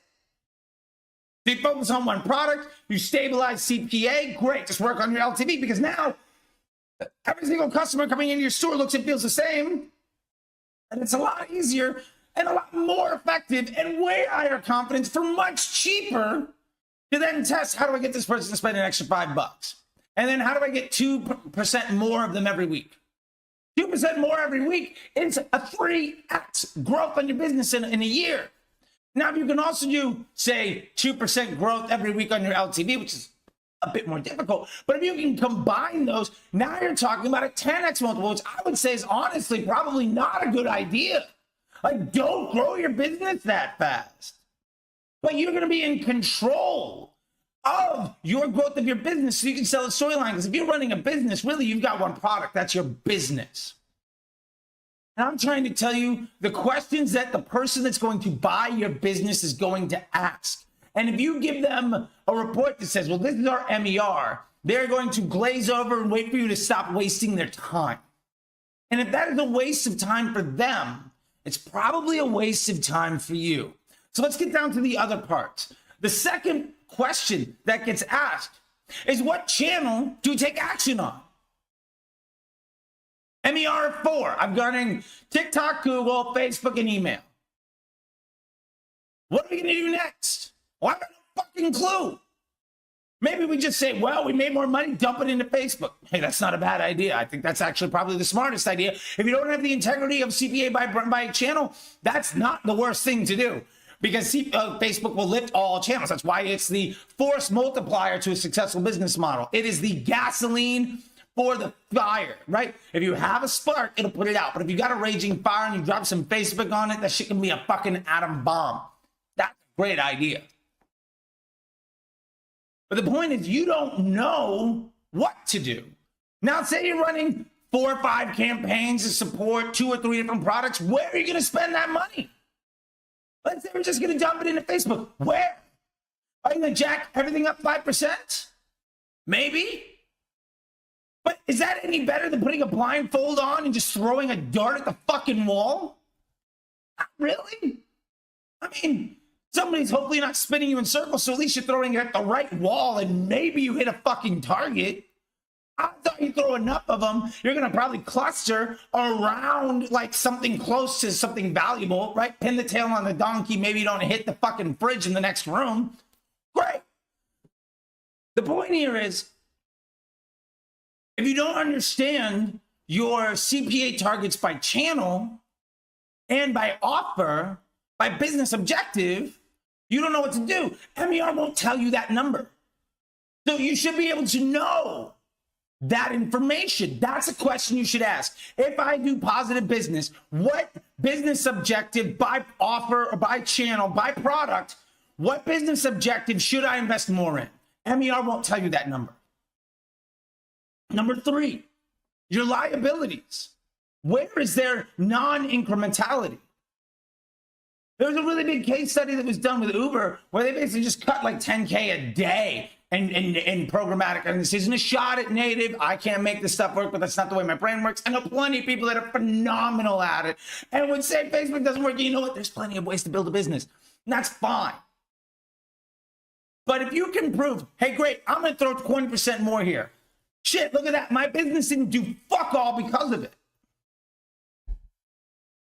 Now you know that's a waste. You can probably pull back and spend there. Maybe cover your EBITDA without hurting your overall revenue. That's not a thing MER is going to tell you. Number 4, what is the estimated return on that? right? What is the lifetime value on those transactions? So let's say we know 50% of them are new, 50% of them are old. For the purpose of this conversation, it's never 50-50. I'm just making something stupid fucking simple for this conversation. And we sell something for, say, $100. Well, we know $50 of that is a continuation to an LTV of, say, 200. And $50 of that is the beginning of an LTV to 200. Well, now we know that really what can we afford when we factor in COGS and everything else? What is our blended CPA allowable for that transaction? Well, now we can start to take a look at actionable data. If we're above our allowable CPA, we know, okay, our action today, while our blended was good, our action today is we need to continue to improve the efficiency on our blended CPA inside by affecting this channel, by making it more efficient. That might mean on Facebook, I'm going to go to my control ad, my one ad set with all my control ads in it, see what is my biggest liability in there and run an iterative test on it to reduce my CPA so that I can take down my blended average. And then I can feed more data points below the line so that Facebook gets better and better, driving me a higher quality customer at a higher volume below that data point so I can reduce my blended CPA across my entire thing so that I can then scale my brand. Counterpoint. Maybe you're under that CPA target on that channel. Well, if you're 10% under that CPA target for the last week or two, you could legitimately just jack spend by 10%. If you get no more sales out of that 10%, which is also not, you're going to get a fucking sale or two, you are going to lift everything else. Your email open rates are going to go up. Your search volume is going to go up. Your organic reach is going to go up on all platforms because more people get to see you, which is creating more awareness for individuals, which gives you a better engagement in optimized CPM environments like TikTok, YouTube, Facebook, etc. Plus, you get more traffic to your site. Maybe you don't make any more sales, which again is absolute bullshit, but you are going to raise everything. That's valuable. That's incremental lift. That's what Facebook brings it. Google can't do in the same kind of way. Email can't do in the same kind of way. TikTok arguably can do, although it's less pinpointable because their machine doesn't have, over a decade of data and it doesn't know how to prime and condition individuals to take specific actions around what they're trying to do. But it's really fucking good at getting people to do something, even if it doesn't get credit, because honestly, attribution is bullshit anyway. So the fifth point here is ultimately, what is my business objective? Am I trying to get top line growth? Am I trying to get bottom line growth? Am I going for market share? Am I trying to scale the entire business but stay 1 inch below profitable? Those were all really good business models. Those are all proven successes. But at the end of the day, you got to know what your goal is, and MER won't tell you fuck all about it. Let's say your objective is to just start making more and more profit on every dollar spent. You're like, well, my MER keeps going up. Great. But what about the lifetime value of any of those transactions? What about your operating costs? What about your costs of goods? What about the subscription revenue that's going to be coming in on of all of that stuff? Maybe you've like 5x your returning value, in which case you're doing fantastic. Or maybe none of those customers are buying anything because you're making a shit ton of money on something that tells people that you're actually not that good and they never want to buy from you again, so you're hurting your long-term growth. What then? Well, MER is not going to tell you fuck all about any of that information. So is it really valuable? Where I come from, the answer to that's no. For the same reason that ROAS doesn't really mean anything, because it lacks actionable context. So what I'm really trying to get here is, I'm happy to see that people have stopped having the conversation, because believe me, it irked me so bad to see the experts and the thought leaders and everybody else say delayed attribution is real. And then as soon as iOS 14 came along and did everybody the favor of taking away 28-day click, ad agencies couldn't lie to their clients. Clients couldn't lie to themselves. And honestly, it's not necessarily something that people did out of just like neglect or to take advantage of people. Many of them weren't sophisticated enough to understand that. And yes, delayed attribution is a real thing, but what we're really talking about is the halo effect of incremental lift. My point is, what are we going to do now? Because MER is important, and I'm glad that people are looking at it. It's a step forward. But if you want to be ahead of the game, if you want to grow your business, if you want to work less to make more money and have a much higher confidence in what you're doing and continue to, on a stable, projectable fashion, get bigger and bigger and bigger and bigger and really achieve your goal, whether it's top line growth, bottom line growth, revenue driven, maybe it's just market share, any of those objectives, then what really matters here is two facets of your business. CPA plus COGS divided by LTV. Remember, that's the Shark Tank equation. That is the golden rule when it comes to growing a business. And ultimately, incremental lift. You can take action by channel. Now, if you want to know more about incremental lift, I did a great definitive guide on that a while ago. You can go check out the playlist. It's on there. It's another half an hour of me shouting at the screen, and hopefully you'll learn something from it.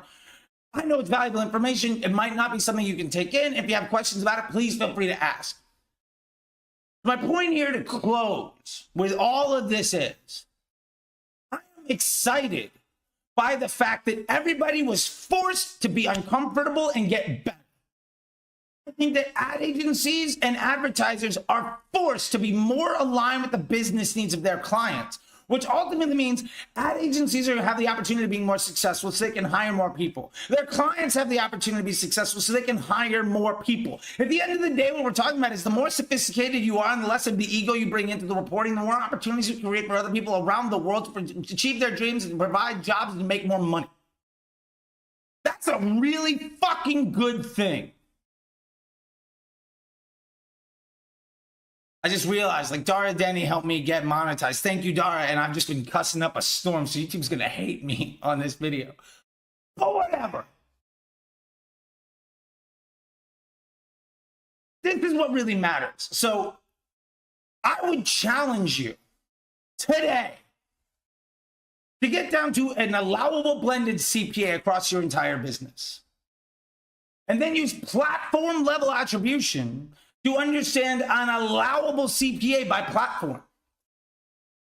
And then figure out everything in your business that makes executing or analyzing on that data more difficult. Find basically every liability to your growth. And if you can strip away, I can't tell you how many times I've stripped away like 80% of what people gave a shit about, and we quadrupled their business. It's not personal. It's business. And it's not like we're firing people. We're just killing off ad sets and campaigns. We're not promoting specific products anymore. It's the same thing of just firing departments of a business to streamline and make it more profitable. Because remember, every campaign is basically a sales manager. Every ad set is a salesperson. Every ad within it is a sales pitch. So yeah, you're probably going to fire 80% of your salespeople, theoretically, right? The digital salespeople of the world. And as a result, you're going to get way fucking better at making money. Just don't fall into the trap of trying to continually improve the business, continually try new things, continually feed your ego and your inquisitive nature that got you to this point, because that is going to get you to a certain level. But if you don't change the way you think, if you don't change the way that you approach data, if you don't go from somebody that has a really cool product to somebody that can run a really good business, you're going to be crippled. And that's the biggest pain point I see in brands that say, Facebook doesn't work anymore, or I can't get past 1,000, or scaling's impossible. And other brands which are scaling regularly. You know, Q1 of this year, and I'll end with this point. I went through this process with two of my brands, a CBD business and a women's clothing business. And as a result, we went from, oddly enough, both of them were running about 5 or 6 products. One at about 500 a day, one at about 5,000 a day. Real numbers, it's just odd how similar they were. That CBD business was at 500. We're over $2,000 a day now in less than 100 days. That women's clothing business that was at 5,000, we're going to be doing close to 30,000 a day. In Q1 of 2022, while the stock market is crashing, while everybody's saying that direct-to-consumer stuff is broken. Because yes, that shit sucks and it hurts us. But our opportunity to improve our business is generally the biggest hurdle that most businesses can overcome right away to get better right away. So if you want to really grow your business regardless of the outside macroeconomic system, I can almost guarantee you a heartfelt assurance from me. There's probably 2 to 5x opportunity just by not doing all of the wrong things anymore. And it's not that you've been doing it wrong. It's that nobody took the time and energy to show you how what you thought was a good idea was actually a liability to the success of your dreams. So that's what this is about. Welcome to the definitive guide to why broad doesn't work. Now, I hear this a lot, and we're actually going to debunk a lot of the reasons. We're also going to explain why broad isn't working for you. And more importantly, how you can fix that.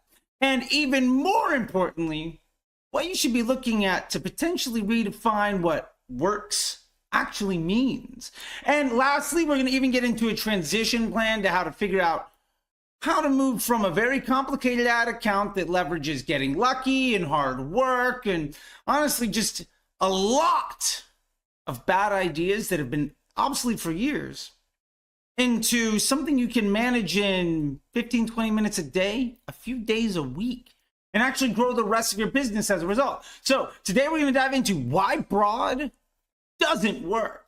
I think this is going to be super fun. Now, I know you can be anywhere on the internet right now, and I really, really appreciate you being here. If you're subscribed to this on the audio podcast, do me a favor. If you're not subscribed, go ahead and subscribe. Get the auto down below. You don't have to listen to every one of them, but if you just go ahead and get the auto download, subscribe to it, it would mean the world to me. Those numbers help. If you're on YouTube, please go ahead and subscribe to this thing. You don't necessarily have to watch all of them. I would love it if you did, but look, subscribe, drop a comment below if you have any questions, show the love if you have it, and share this with other people because, hey, all of those things help. Now, in the description below, you're going to see a great article to dive way deep into the 3 topics we're going to cover today, as well as links so that you can learn from me, you can work with me, and that you can connect with me. If it's just as simple as joining the newsletter, check that out. There's a great bonus. If you join it, you can get 80% off. One of the best ebooks we have right away. And if you really want to start leveling up your career and your business, you can also check out the link to the Facebook Ads MBA program and see if that's the right fit for you. But that being said, let's go. So, broad doesn't work. The lookalikes and the interest groups, the retargeting are so much better. I hear this all the time. And you know, the honest truth is, you're right. But that's also not the whole story.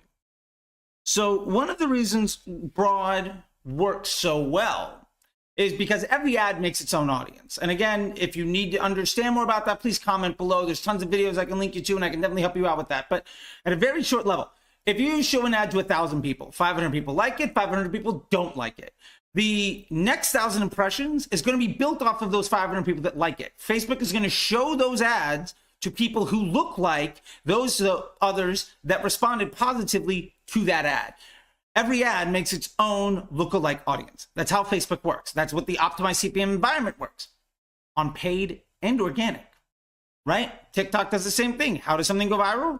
Well, people like it, so other people that look like the people that liked it see that content. Same thing happens in an ad. And the better the ad is at making this audience, the more data it has, the greater it's able to lean into that. Well, the lower your CPMs are, the greater your estimated action rate is, and the higher quality the users that you're actually getting that ad shown to. And that's a big piece that I don't hear talked about nearly enough. Facebook is going to show your ad to the people who are most positively going to receive it. But more importantly, when Facebook is determining what ad to show to what person, it's going to prioritize that above the fold first impression when somebody logs in and they're ready to go to the advertiser that creates the higher quality ad unit. So when you are forcing ads onto people, or if you have a lower quality ad, not only are you paying a much higher CPM, You're also reaching much lower quality people at a higher cost. So it's not just about showing the ads around, because I feel like there's this big misconception that audiences do targeting and that somehow the ads just get randomly distributed to those people. That's not how it works at all. It actually hasn't worked like that since 2016, 2017. And even then, that's not really how it worked. But when people say, well, broad doesn't work because how much money am I going to have to spend for Facebook to have to learn how to show this ad to? 1 penny. And even then, that very first impression is a retargeting impression, because Facebook is understanding how people are going to respond to that ad based on your landing page, based on the metadata of the landing page, based on the content of your website, based on everything else in that user's journey and what you are selling. You might have never had an ad. You might have a landing page that is brand new. You might have a website that's never seen a user, a Facebook account that has just started a second ago, and no organic social media. Your very first impression will be a retargeting impression. Unless you have a product that nobody's ever heard of. If you've invented shoes, then maybe it's not a retargeting impression. But you also have competitors. And this really goes into how broad works. Now, we have to understand, when you say broad doesn't work, we say, well, lookalike audiences work better.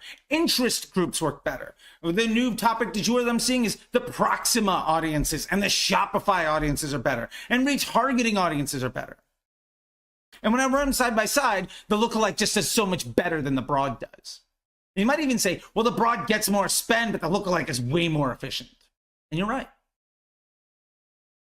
On Facebook.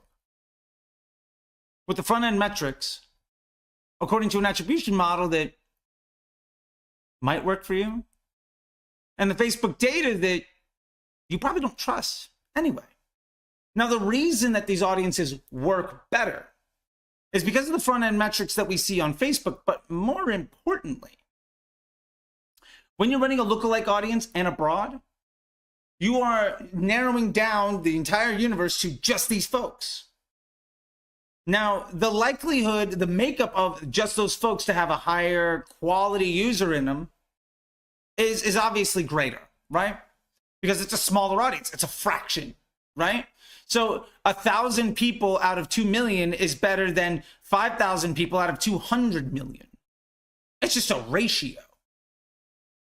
But that also means when you're running the lookalike against the broad, that every sale that lookalike has, every impression that lookalike has, every click that lookalike gets is data that the broad doesn't get.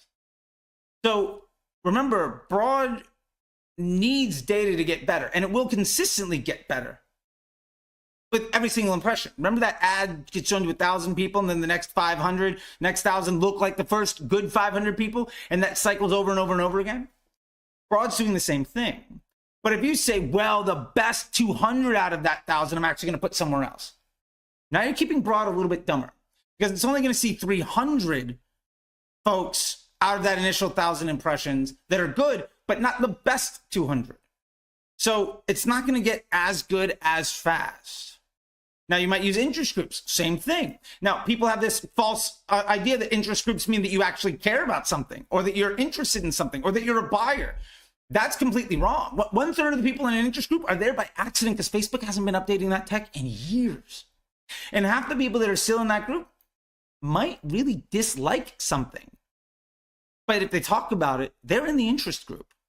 So you might be stuck with 1/3 of that audience is actually good impressions for you, which means also you're forcing more and more impressions to users who might not want to see you.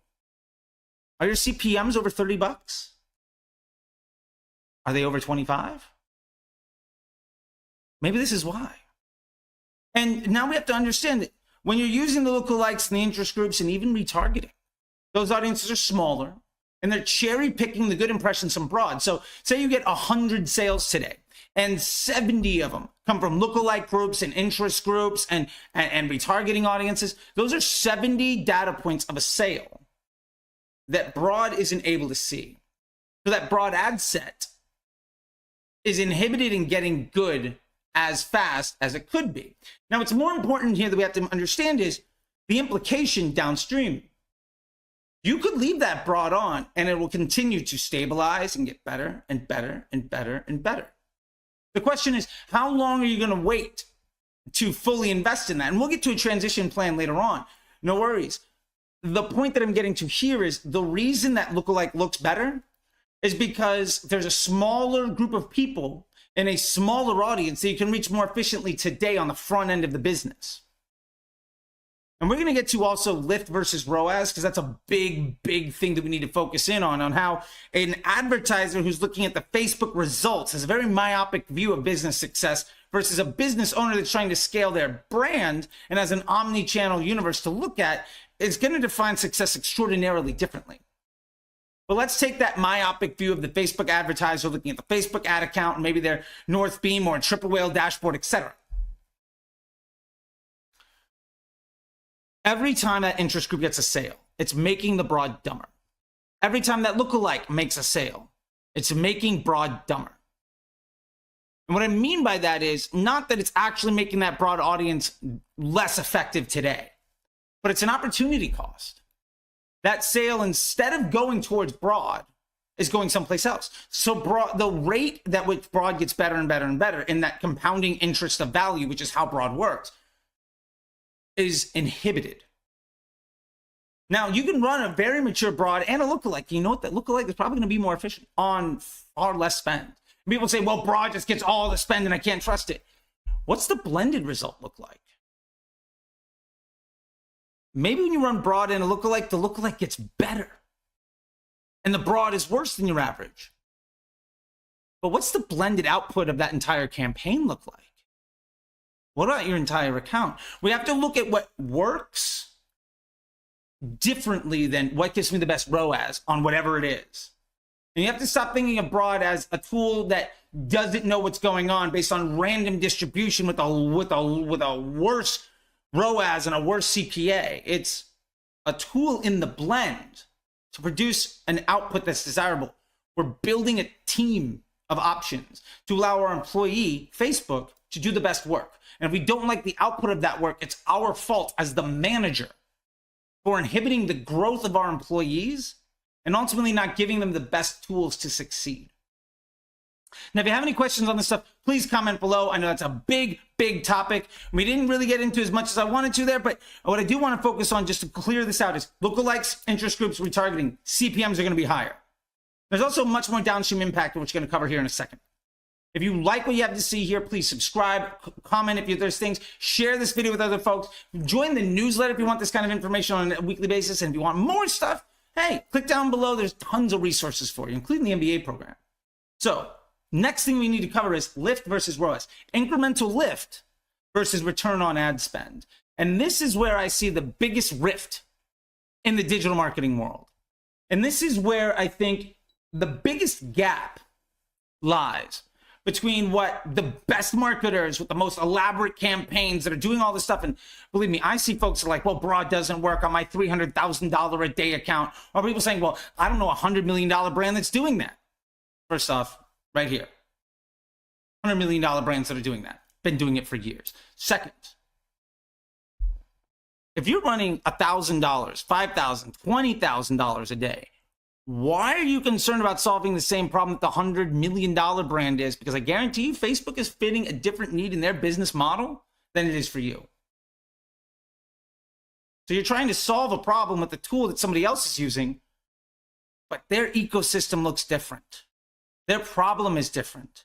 Their value of their investment has a dramatically different impact on their business model. Now, what we need to get down to here is the raw numbers. Incremental lift versus ROAS. Now, one of the big reasons people say broad isn't working is because the ROAS is worse. I don't care.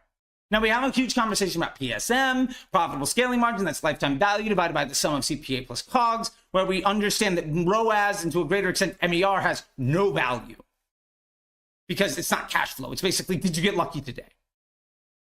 Because those numbers are built way more on AOV than they are on future cash flow. One of those things makes you pat yourself on the back and say you did a good job because you got lucky. The other one grows a business with projectable revenue streams that you can borrow against to project inventory and improve customer journey value. That all being said, when you are targeting a 2 million person audience on an interest group or lookalike, and your CPM is $35, and your frequency is maybe a 1.3, 1.4 on a daily basis. The value and volume of users that you're reaching at a higher cost is far less than if you're going broad and your CPMs are like 20 bucks, 25 bucks. And why are your CPMs different? Well, several reasons. One, interest groups and lookalikes and retargeting audiences come at a premium. They cost extra. Facebook literally used to show you how much more this audience cost. But more importantly, you're forcing ads onto people because you think that ad is the right ad for them to see, based on information that doesn't necessarily have a great match rate towards target customer and content. Like, it's an interest group of dogs and we're selling dog food. Well, 1/3 of those people might not have a dog, might not care, might not even be in that audience properly, because Facebook has themselves has said interest groups are maybe 66% accurate at best. Also, plenty of people talk smack about dogs because they're cat people. If they don't like dogs, they got attacked. There's a million reasons people don't like dogs, but they talk about them. And you're advertising to them. You're spending good money to show your ads to folks that don't want to see you. And so you're creating a liability to Facebook's business model. So as a penalty for you basically being an extraordinarily disrespectful business partner, Facebook's going to charge you more money to reach people. Also, that audience of 2 million, probably more like maybe 500, 600, maybe 700,000 of folks that are actually good. The smaller the audience, the greater the CPM, because you're customizing. And what we really have to understand here is it good for you to today spend as much money as you can against an audience that is going to get you a good ROAS on Facebook that's really small and focused? What is that going to do? Ultimately, hopefully that means we get good revenue today. All right, that's what ROAS is. That's what MER is. Did we do good today? Or over this week, whatever time window we're looking at, it's a snapshot. Do we get a gold star, yes or no? Maybe the answer is yes, maybe it's no. My question is, what does that mean for tomorrow? And every person that focuses in on this that also says, well, Facebook's really unstable and we can't project for the future, it's because you're focusing on ROAS. If you're prioritizing today's performance, there's no way you can plan for 3 months from now or even next week.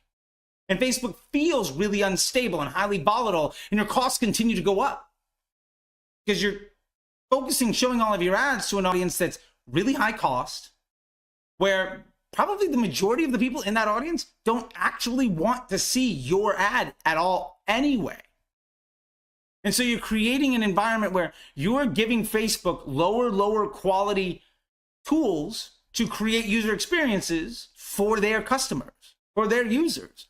So you're a liability to their business model, and as a result, you pay more money. Again, is your CPM 20 bucks or is it 35? Is your CPM $15 or 100?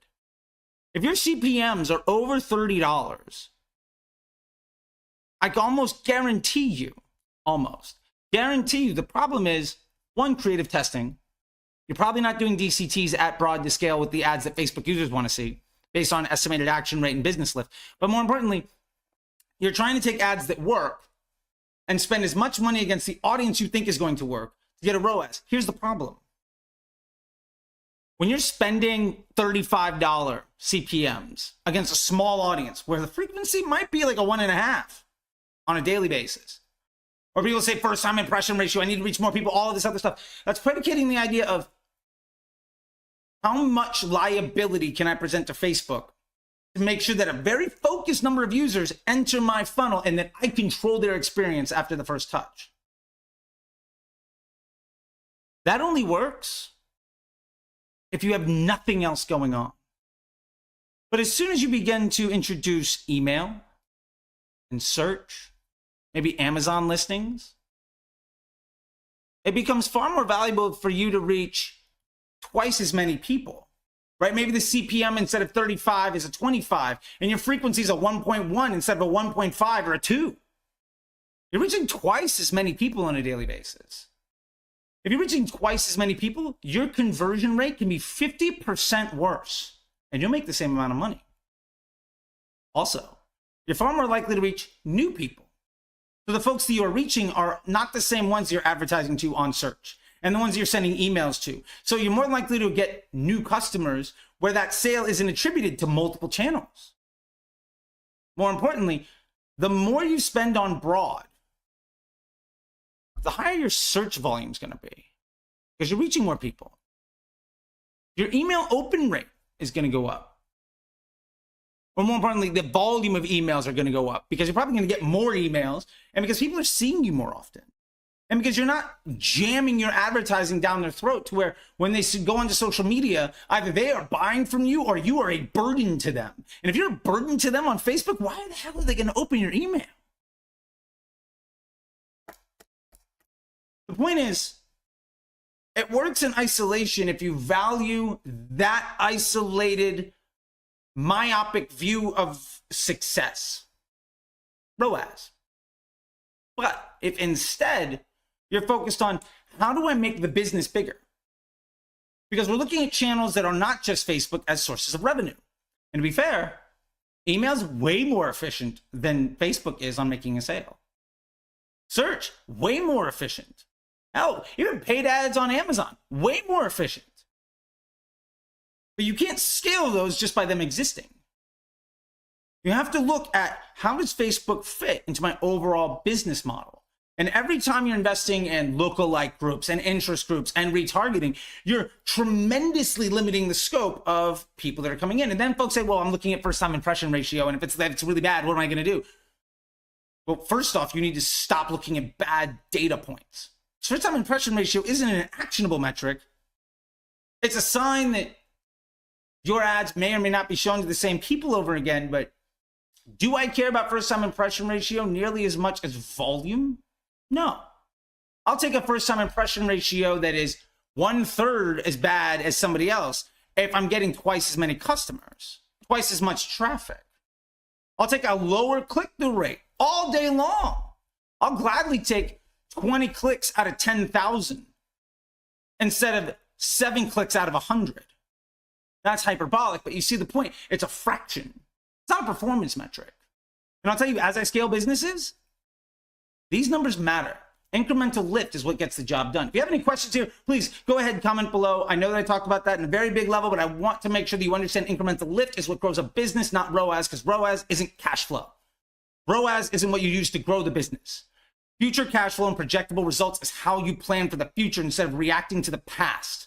That's what's going to change your confidence level to make a business grow. If you want more information, please ask me questions. If you like this type of stuff, click down below. You'll see links to the newsletter, the MBA program, and a lot more stuff. Last thing that we're going to talk about, transition plans to broad. Okay, you said broad doesn't work, but I believe you that it's the right way to go. And you said, I'm interested in incremental lift, but right now I need a ROAS of X to make things work. What am I going to do? Okay, I got you. I got you. Don't worry. What we need to do here is make a plan. Now, I talk a lot about the one campaign accounts. And to be fair, it doesn't mean that you only have one campaign in that entire account, because there's another ebook that comes right after that called the One Step Beyond One Campaign of what you do when you've hit the limiting returns of that one campaign. But the point is, if you're spending money in 5, 6, 7 different places on 3 or 4 different business objectives and lookalikes and groups and interest groups and Proxima and Shopify and retargeting, and you're investing in all these places with audiences that maybe you run for 3 months, maybe you run for 3 weeks, and you're just basically hiring employees, spending money to train them, and then firing them right away. Like, when you are not investing in maturing assets, you are investing in depreciating value. That is a very bad investment, no matter what the business is. No business succeeds by focusing the primary efforts of their investment on depreciating assets. That's just not how business works. No economic situation functions properly with profitably on that unless you're shorting the market. Like, I can invest in saying the people that do that are going to probably struggle way more than they're going to be successful, and I'll make money basically betting against them. But this is not how to short the market or any of that stuff. The point here is a transition plan. Don't worry about broad being the best right now. If you start building this one campaign of DCTs, grabbing the post IDs, putting a proving ground, a winning ad set there for all of your best things, running at broad as a separate campaign against everything else, Great. Invest in that now, because 6 months from now, you might not need anything else, realistically. But how do you get there? That's the big question. It doesn't have to be the best thing. It just has to be not the worst thing. If we can improve the quality of our weakest link, we're going to get better. Facebook isn't about finding the best ad and then spending as much money on it until it breaks and then starting over. You wouldn't put just Michael Jordan on the court and expect to win, right? Messi can't win against 11 by himself, right? I mean, it's not tennis. Serena Williams can take on somebody else, absolutely, but that's one-on-one. Not the best for this analogy. She's also a badass, so good for her. The point here is, it only needs to be not the worst thing. And when you start to run this and this one campaign net output is better than the worst option that you have, get rid of the worst option and shift the budget over to the broad. Over time, as it continues to have that compounding effect of getting better and better and better over time, you're going to notice that it starts to eat up the budget of a lot of other things. And as it gets better and better and smarter, and you spend more and more money on it, you're also going to notice that your search volume goes up. You're going to notice that your email open volume is going to go up. The clicks you get from broadcasts are going to go up. The revenue that you're making on Amazon is going to go up. The actual organic performance that you get from your social media is going to improve. As a matter of fact, funny enough, when you try to most efficiently reach as many people as possible with highly qualified, engaging advertising, pretty much every facet of your business improves when it comes to revenue generation and performance metrics. Now, that makes sense, right? Good ads to more people makes the other things that I'm doing better. That makes sense. So when you're using interest groups and lookalikes and proxima audiences and Shopify and retargeting and all this stuff, remember, you are basically steering away from that thing that makes a lot of sense, because something else gets you a better ROAS today, and we're not concerned about that. But let's use that metric to define this transition. If broad can get you a better ROAS today than some other lookalike can, or if it breaks even and can spend more money, turn off this ad set, throw that money over into our broad campaign. Do it slowly. And if that broad campaign is working, you can scale it slowly. One of the things I teach my students all the time in the Facebook Ads MBA program is do 5% Monday, Wednesday, Friday. If you are better than, if you're 10% below your efficiency you can afford, increase the budget by 5%. Don't eat up all that margin, but just slowly start to spend into that PSM that you can afford. And you're going to notice more clicks, more traffic, more emails, more search, more organic direct. You're going to be lifting every facet of the business. Now, maybe that comes at the expense of ROAS on Facebook, but even if you're just looking at MER, it's going to get better. Now, Facebook's going to look worse, and that's totally fine, because we don't care what Facebook looks like. We care about the impact it has on the rest of the business. The point here is, ultimately, you don't have to be winning today with the one campaign stuff. And you don't have to ultimately have an entire account that's stuck down to one campaign. I never said that that's the only thing that you ever need. It's probably the only thing that you're going to need up to a certain point, but it's by no means the limitation. And when I see folks spending $30, $50, $100, $200, $300,000 a day talking a lot of smack about the one campaign strategy, like, first off, they're in a completely different environment. Second, their businesses probably have different needs on the platform. And third, they're really successful doing things in other ways. So I don't expect them to invest heavily in changing what works, because they have clients that are basically not requiring them to do this. Now, if it were me, I would still make this transition plan, and I would notice how those clients get better and better and better as a result. But if it's working, you don't need to fix it. The point here is, those people aren't you. The point is, those businesses aren't yours. You don't have $50, $100, $200, $300,000 a day. Why are you managing your budget and your strategy to match somebody that can lose? There's a rounding error on a daily basis of their spend to the best performance you've ever had. You can't solve those types of problems in the same way. And to be fair, most of them are going to be way less apt to move quickly and adapt. And that's why we see some of the biggest, most famous marketers spending the most amount of money not embracing this type of thinking. So again, the transition plan is pretty simple. Build your one campaign with DCTs specifically designed to take your best ads, and out of the suite of the 4 to 6 best ads you have, the 3 to 5 best ads that you have, build dynamic creatives to improve the worst out of those. If you've got 5 killer ads, just try to make the worst ad better with a new dynamic creative test. Or if you have basically 2 concepts of, we've got 3 influencers that are basically the same video but at different cuts, and we've got a couple of these other images from their like product shots, great. Find something else. Reach different types of people. Maybe all of it is 1x1 video. Why not have a 9x16? Maybe it's all video. Why not a static? Reach different types of users where they want to be reached with content designed to appeal to them. Every ad makes its own lookalike audience. When you're making ads with the lookalike audiences are basically giant overlaps, they're hurting each other. Just like having a lookalike and a broad and an interest group and a retargeting all running on ABO. They're all stealing from each other. Now, maybe you've got exclusions or whatever, so maybe the retargeting isn't there, but you've got a lot of things that are competing with each other in negative competition. Same thing happens at the ad level. So with respect to this, what's more important is that you focus on making sure that the ads that you're testing are designed to improve existing assets or to bring in a new type of audience. If all of your ads are video and I don't want to watch a video, I'm never going to see your ads. Maybe 15, 20% of your market is never seeing your ad because they're not a video watcher.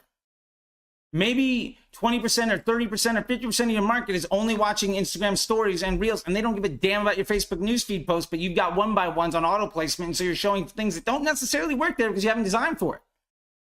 Fix that. Maybe you've gone out the road of like, all right, well, I'm going to customize for each placement. You're building a bunch of different ads that don't add value over time.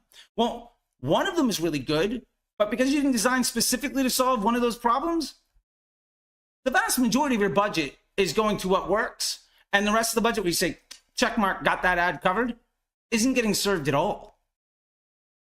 The point here is the transition plan from a highly complex 2015 Facebook strategy into something that is built around broad and dynamic ads isn't an overnight shift.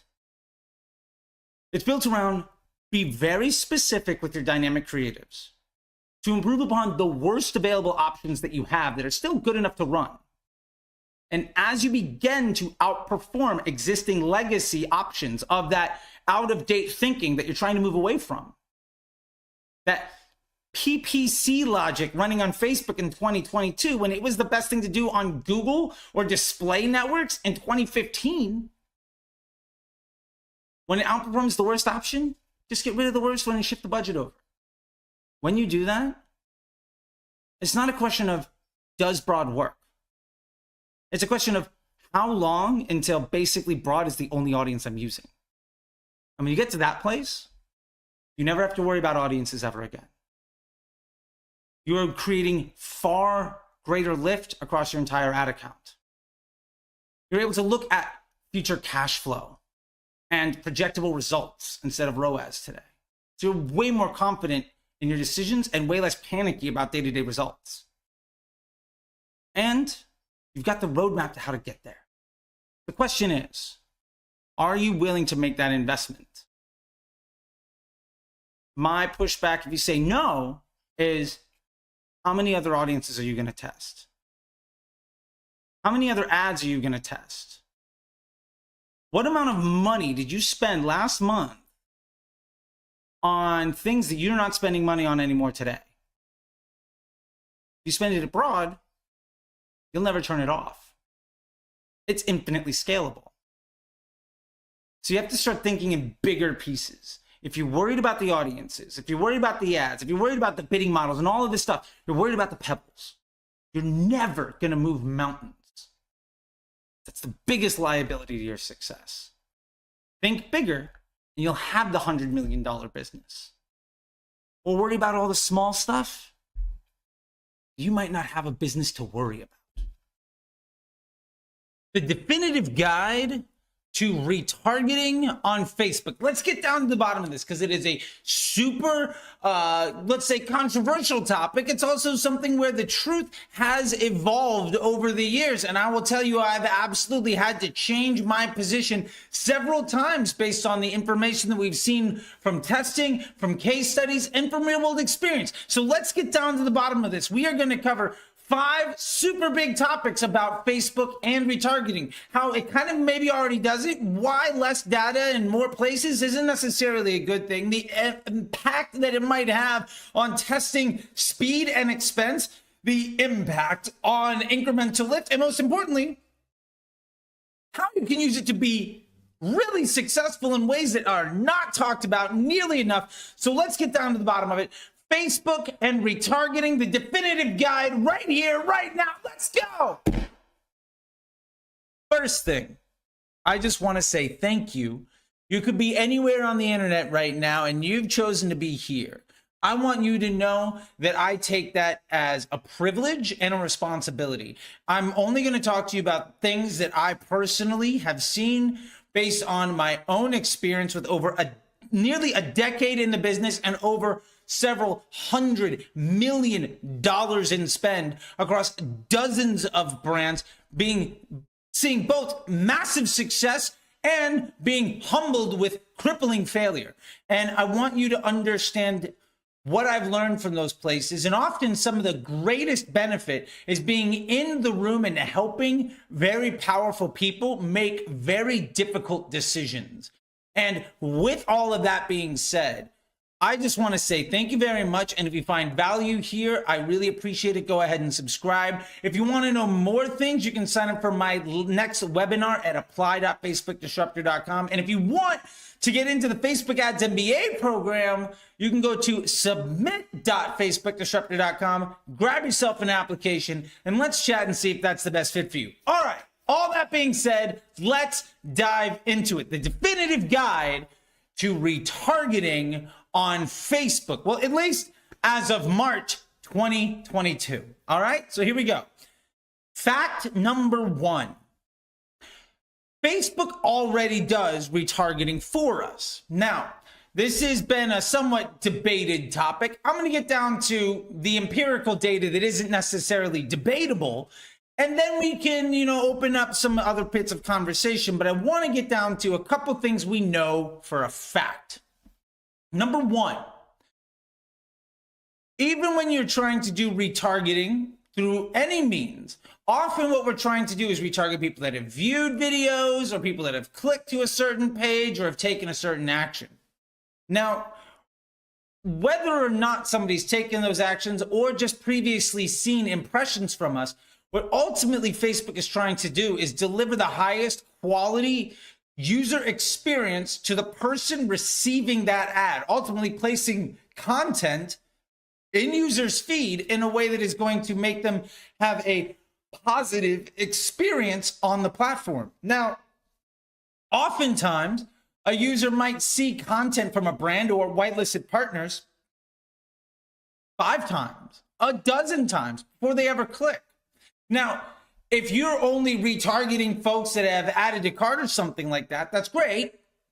But understand that users already being retargeted maybe a dozen times because of how they've responded to that content previously. If somebody has seen something from you or stopped to read part of your text, or maybe they've gone through some other page that you've been on, whether that page is on Facebook or on your site, Facebook is seeing, well, this person has a level of intent and interest with your brand or with your content or with partners that you're using to advertise with, like whitelisting an influencer. But the point here is Facebook is going to try to deliver that impression to really match two business objectives. Number one, give the best end user experience to the Facebook user on the app or on the website, because that's ultimately their business model, is positive experiences for users. And ultimately, our job is to make sure that that also delivers a positive business objective. And Facebook is trying to deliver the action that you're optimizing for, which hopefully, if you're trying to make money, is a conversion objective running to a conversion event, like a purchase or a subscription, something along those lines, an app install or whatever it might be for you. So ultimately, Facebook is weighing in the end user experience on how they're going to see a positive Facebook environment to make them want to stay on the platform and come back, but also how to make sure that the person spending money with ads is ultimately getting an efficient and projectable outcome. That's how the system works. Now, when we're talking about Facebook already does remarketing for us, what we're saying is, not only is Facebook retargeting the user that might have watched the video before, because they're probably, if they watched one video or three of them, they're probably going to positively respond to the next one. But they're also going to show ads to the people that have engaged positively with comments and likes and shares and all of that stuff on Instagram as well as on Facebook, or they've talked about you on WhatsApp or whatnot. They're also going to say, well, this person added a cart 5 minutes ago or yesterday. And honestly, if I'm trying to sell something and Facebook is trying to deliver me a conversion, Facebook, out of all of the available impressions, is going to ultimately try to deliver the best user experience while also delivering my business objectives. And it's one of the things that Facebook is trying to do, and a very arguable point here, is who's a better impression than, or let me put it this way, is somebody that added to cart 5 minutes ago or yesterday better than an absolute stranger? The honest truth is yes. And we know that Facebook ultimately does retargeting because our frequency, how many times somebody sees an ad, is never just one. So when it's 1.1, that means that the average person is getting retargeted already. We already know that that's happening. And so we know that Facebook is doing retargeting as is to ultimately deliver the ads in the right order to get somebody to have a positive experience. And our job is to make sure that those ads, when whatever order Facebook wants to deliver on whatever platforms those ads are delivered on, ultimately delivers a positive business experience, which is what Facebook's objective is based on the campaign type. And then our objective is to make that business outcome occur as efficiently as possible. And one of the best ways of doing that is ultimately trying to give Facebook the best types of content to get somebody to be engaged positively and want to take the desired business action. Ultimately, what we're talking about here is Facebook is doing retargeting for us. Now, one of the things that we've learned from the advanced matching side of the Power 5, and that I've been, lucky enough to be a part of testing at scale, is that this retargeting isn't just for your own brand.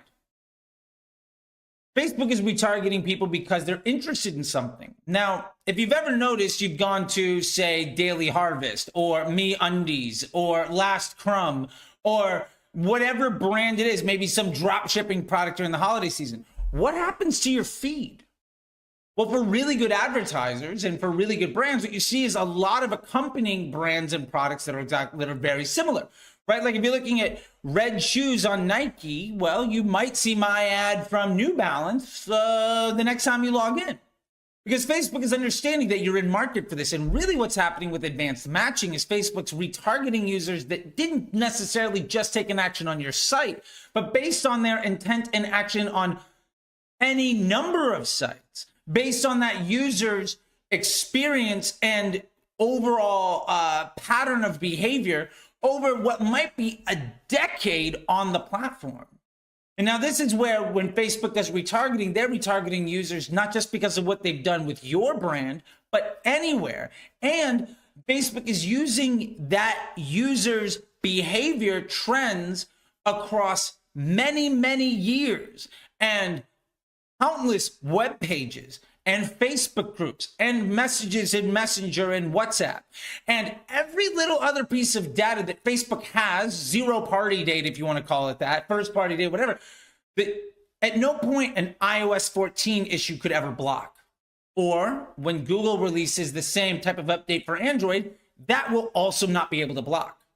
And so the more and more we let Facebook control this journey with giving it a few really good ads and letting it then control that user journey, because it has literally years and potentially thousands or millions of web pages and messages and Facebook pages and groups and engagements to track from. They're very, very good at understanding what type of content somebody wants to see. And based on all of that, nearly every impression that your ad will ever make is at some point a retargeting impression, even if it's the first time they've ever seen your brand, because that person has shown an intent or a level of interest in the topic of conversation or the type of product or the brand or whatever it else is that identifies your ad account as having a potential for a positive experience for that end user. If Facebook didn't think that that end user would see your content positively, Facebook wouldn't show it to that user, because the ads do the targeting. So every ad impression, unless you have a brand new product that nobody's ever heard of before, you go straight to broad and you spend all of your budget in 1 millisecond. Literally every impression is effectively a retargeting one anyway. So that being said, let's get into what happens when you start to use retargeting campaigns and retargeting ad sets. Ultimately, what this means is you now have to split your budget up, right? Some budget goes to retargeting and some budget goes to prospecting, and some might go to testing, and some might go to, hopefully not, but some might go to another offer or 3 or 4 other products. And basically what happens is here, the more places you have to spend money, the lower amount of data any one of those places gets. And the most important thing to remember here is data is power. Knowledge is power. Every penny you spend is training the machine to understand what it is that you are trying to do. So we have to think of it with every dollar that we invest, every British pound sterling, every whatever your currency happens to be, every inch of that investment is ultimately teaching the machine a lesson, good or bad, on what it is that you as an advertiser want that machine to do. So why this is really important is if you have, say, 3 or 4 retargeting audiences and a prospecting audience, what that means is, say half of your budget is going to retargeting and half is going to prospecting. Well, that prospecting campaign is now at best half as smart as it could be, because it's seeing half of the data, because you're spreading that data into many places. Ultimately, also, those retargeting audiences are inherently dumber than that prospecting one, because they're also seeing only a portion of the budget. Now, that's obviously an oversimplification of the distribution of dollars, but hopefully I hope you understand where this is going. Now, the reason that this is really important is because when you start to use retargeting audiences, one of the best practices at this point is to exclude those retargeting audiences from your prospecting, right? That is what standard PPC and email, so inventory and demand-based platform strategy is. Now, mind you, I didn't say that's what standard Facebook strategy is, because Facebook is an optimized CPM environment. PPC strategy is not the same as an OCPM strategy. When you don't have a control over the end user experience, then you handle your strategy in a very different way than one that penalizes you for disrespecting the customer and gives you preferential treatment for treating them with care and concern for their overall user experience. My point to all of this is, when you begin to exclude retargeting audiences from your prospecting, what you're saying is your prospecting has to get the conversion basically on the first click, or whatever you're retargeting. So let's say I'm doing prospecting and then I've got a view content 30-day and an add to cart 7.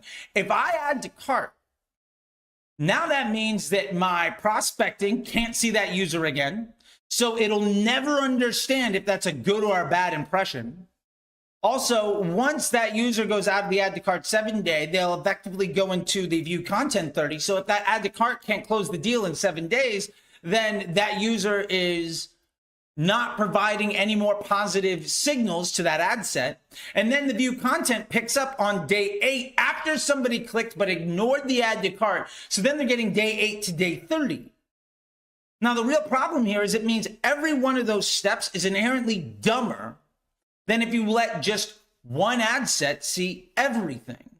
Because if that one ad set can see the very first impression and the thing that got somebody to take that final click over, say, a dozen impressions, maybe over a course of weeks because of a life cycle and decision making that may occur, and ultimately what gets them over the edge, then that ad set can understand that journey for that user, plus every single other journey for every single other user. And what's really important here is what happens when you do that to dozens or hundreds or thousands of users. And especially if you do that with a handful of ads. Ultimately, those ads become extremely intelligent in how to deliver the proper user journey. So one of the big liabilities of having a highly segmented retargeting structure is that ultimately every single one of those investments is inherently dumber, which means you have to work much harder to make any of them work. And you are tremendously limiting the ability of the force multiplying power of machine learning, because if the prospecting campaign doesn't get the sale on the first click, then it failed. So that prospecting campaign has to get people ready to buy right now. Because say they click and then it takes them 3 or 4 days. Well, they're seeing ads from another ad set probably during that time. And especially if you have a view through attribution, say you're doing, even if you're not doing 1-day click, maybe doing a 7-day click, 1-day view, then if somebody clicks within 24 hours of being shown some ad, they make a purchase, then it's the add to cart ad that gets credit for that sale. Even though somebody might have just incidentally seen something, it may or may not have any impact on their decision making to make the purchase. So now the data of what to reward is tremendously messy, and you're doing that across hundreds or thousands of users that are making purchasing decisions over a course of a day or a week or a year.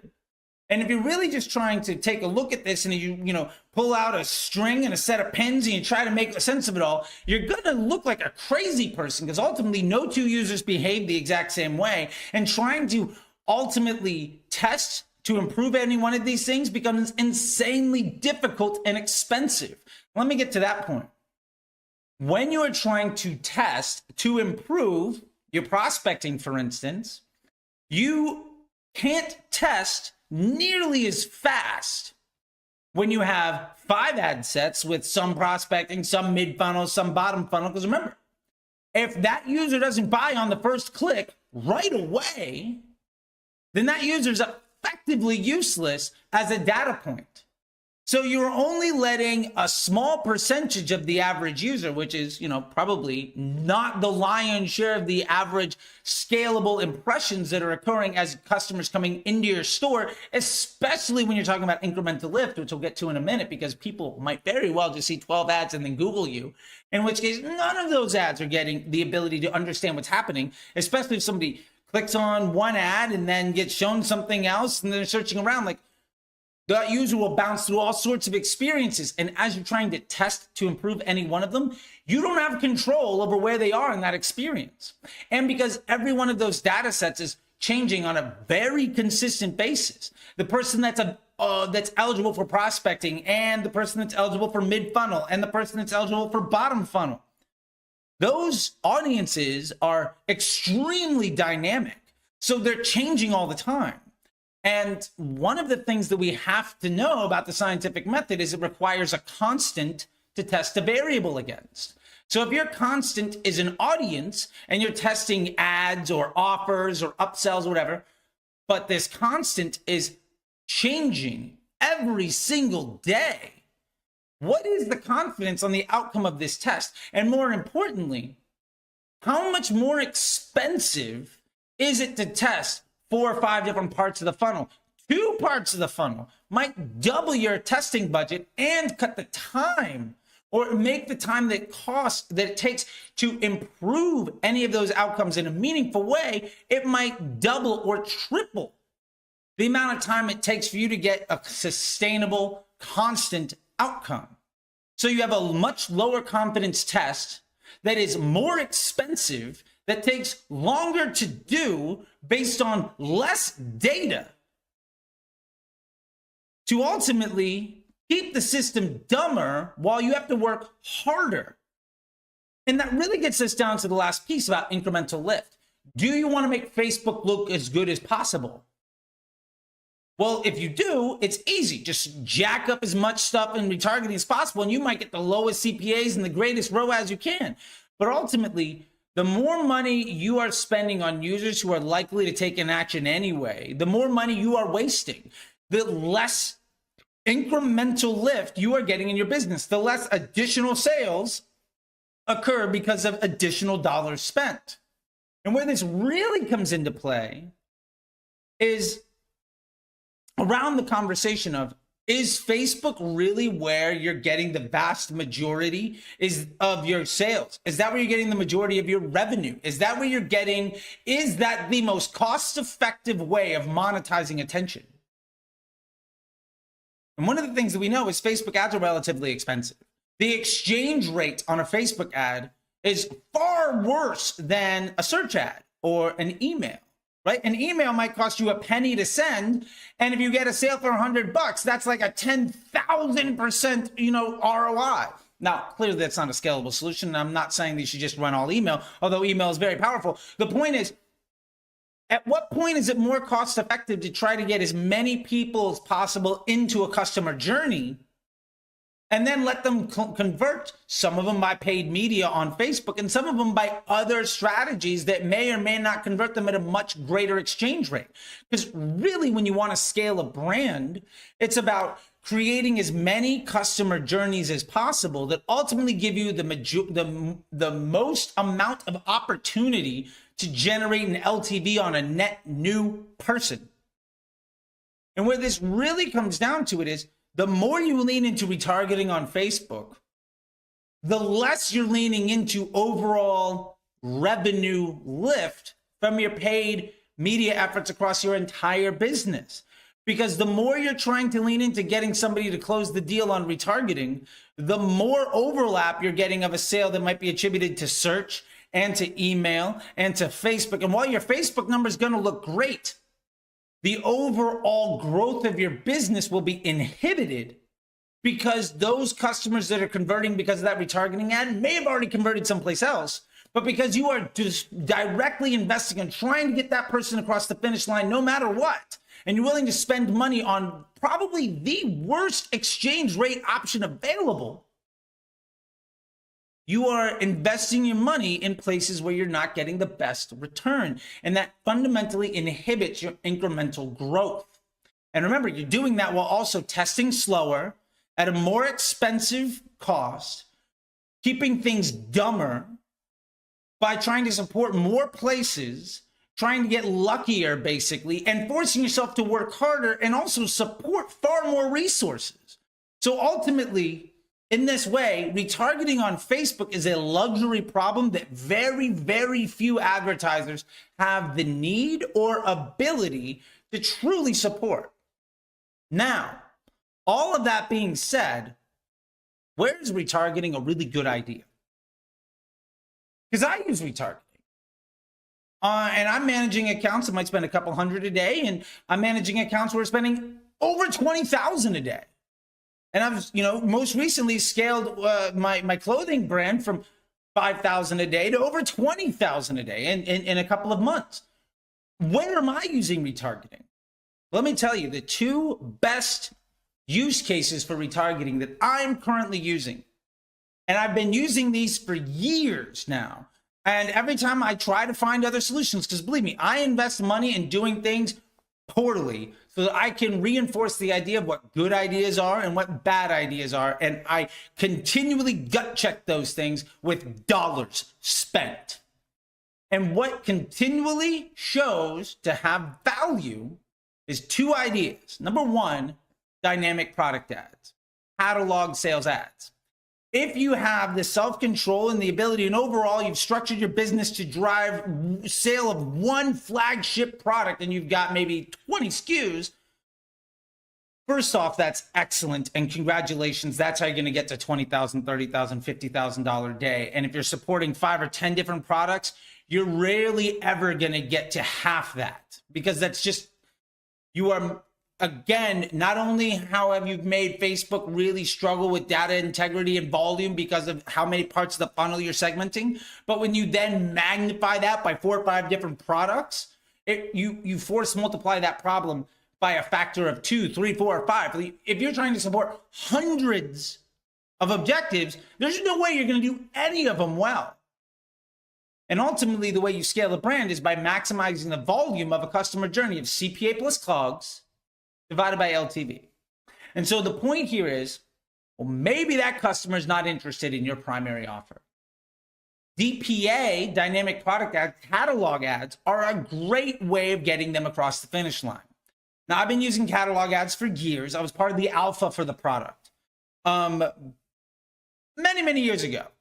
And there's a great opportunity here to show people the type of content the type of products that they want to see. And it's basically just like a magazine that gets sent to you. You can flip through all the pages, you can see all of the things. We're all very used to this ad product.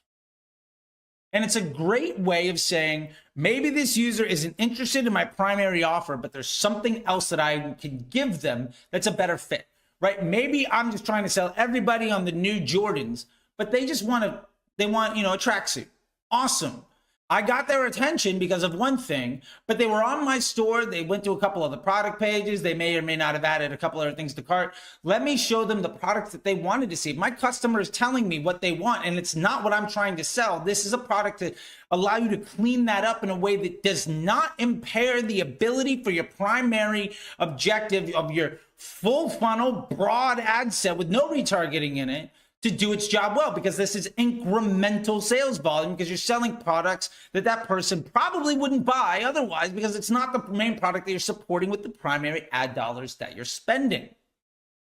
The other great use of retargeting is what we call a rebuttal upsell. Now, I'm currently doing this in several places. I've been doing this for years, and this is a strategy I put together with an old boss of mine. Her name is Marina. And she was an infomercial boss. She worked at Guthrie Ranker. She would spend $100 million a year on infomercials. And what we realized is the Facebook ad is basically the first 8 minutes of an infomercial. Here's the product. Here's a bunch of reasons why you should buy it, blah, blah, blah, blah, blah. Here's the product. What a Facebook ad doesn't do, especially when you're trying to drive a flagship product, is but wait, there's more. Minute 9 to 22 of an infomercial. And yes, they're literally mapped down to the minute. You can clock infomercials and see the messaging of very successful ones versus bad ones. And they're all basically the same, which is crazy, blew my mind. And then she showed me, and ever since then, the world just opened up. Like I can see the matrix. It's wild. The point here is, if somebody doesn't want to buy your flagship product, it doesn't mean that it's not a good fit for them. What it means is that offer isn't right. Now, the biggest mistake people make is they offer discounts. Never offer a discount. That's terrible business. Discounts are offered in retail because stores have to clear their shelves to bring in new inventory. And if they don't sell the product, they can always just send it back. So retail, real world store shelf strategy to clear inventory is a very different model than the way we need to be looking at e-commerce and direct consumer advertising, because our needs are very different. But a rebuttal upsell says, if you don't want my one product, what about buy 2, get 1 free? I can sell you 3 products, jacking up your AOV. Maybe buy 3, get 1 free. I now can get triple the AOV of that user. So instead of them giving me $40, I get $120, which is great, especially if my standard AOV is, say, $100. Now I can improve I can make an offer that gets me 1 user and 1 transaction to give me an AOV greater than the average customer would. And because I don't have to make that sale 3 times, I can afford to give away that 4th product, because the cost of that 4th product, the COGS on that 4th product and the additional shipping cost, if any, is less than the acquisition cost of trying to sell that product 2 or 3 times. So I'm improving the LTV and I'm doing so at lower cost. The margin, that CPA plus COGS divided by LTV math gets even better for me. So a rebut sell is a fantastic way of improving and scaling your business, because ultimately, when you get that right, it allows you to lose money on your primary offer. It allows you to run your primary offer at an even higher volume, at an even worse CPA, because if your average LTV goes from 100 to 110, that means your CPA on your primary offer gets to go from, say, $50 to 55. And the more money you can spend to acquire a customer, inherently that means the more money you can spend on acquiring customers, because you don't have to run nearly as efficient, which means ultimately you get more and more people into your system, which means ultimately you get to test meaningfully after the click faster and faster and with higher confidence. And that's ultimately how you scale a brand. That is how you scale a brand. That is how you leverage a good business model to scaling overall revenue and profit volume. That is top line, that is bottom line, that is growth fundamentals.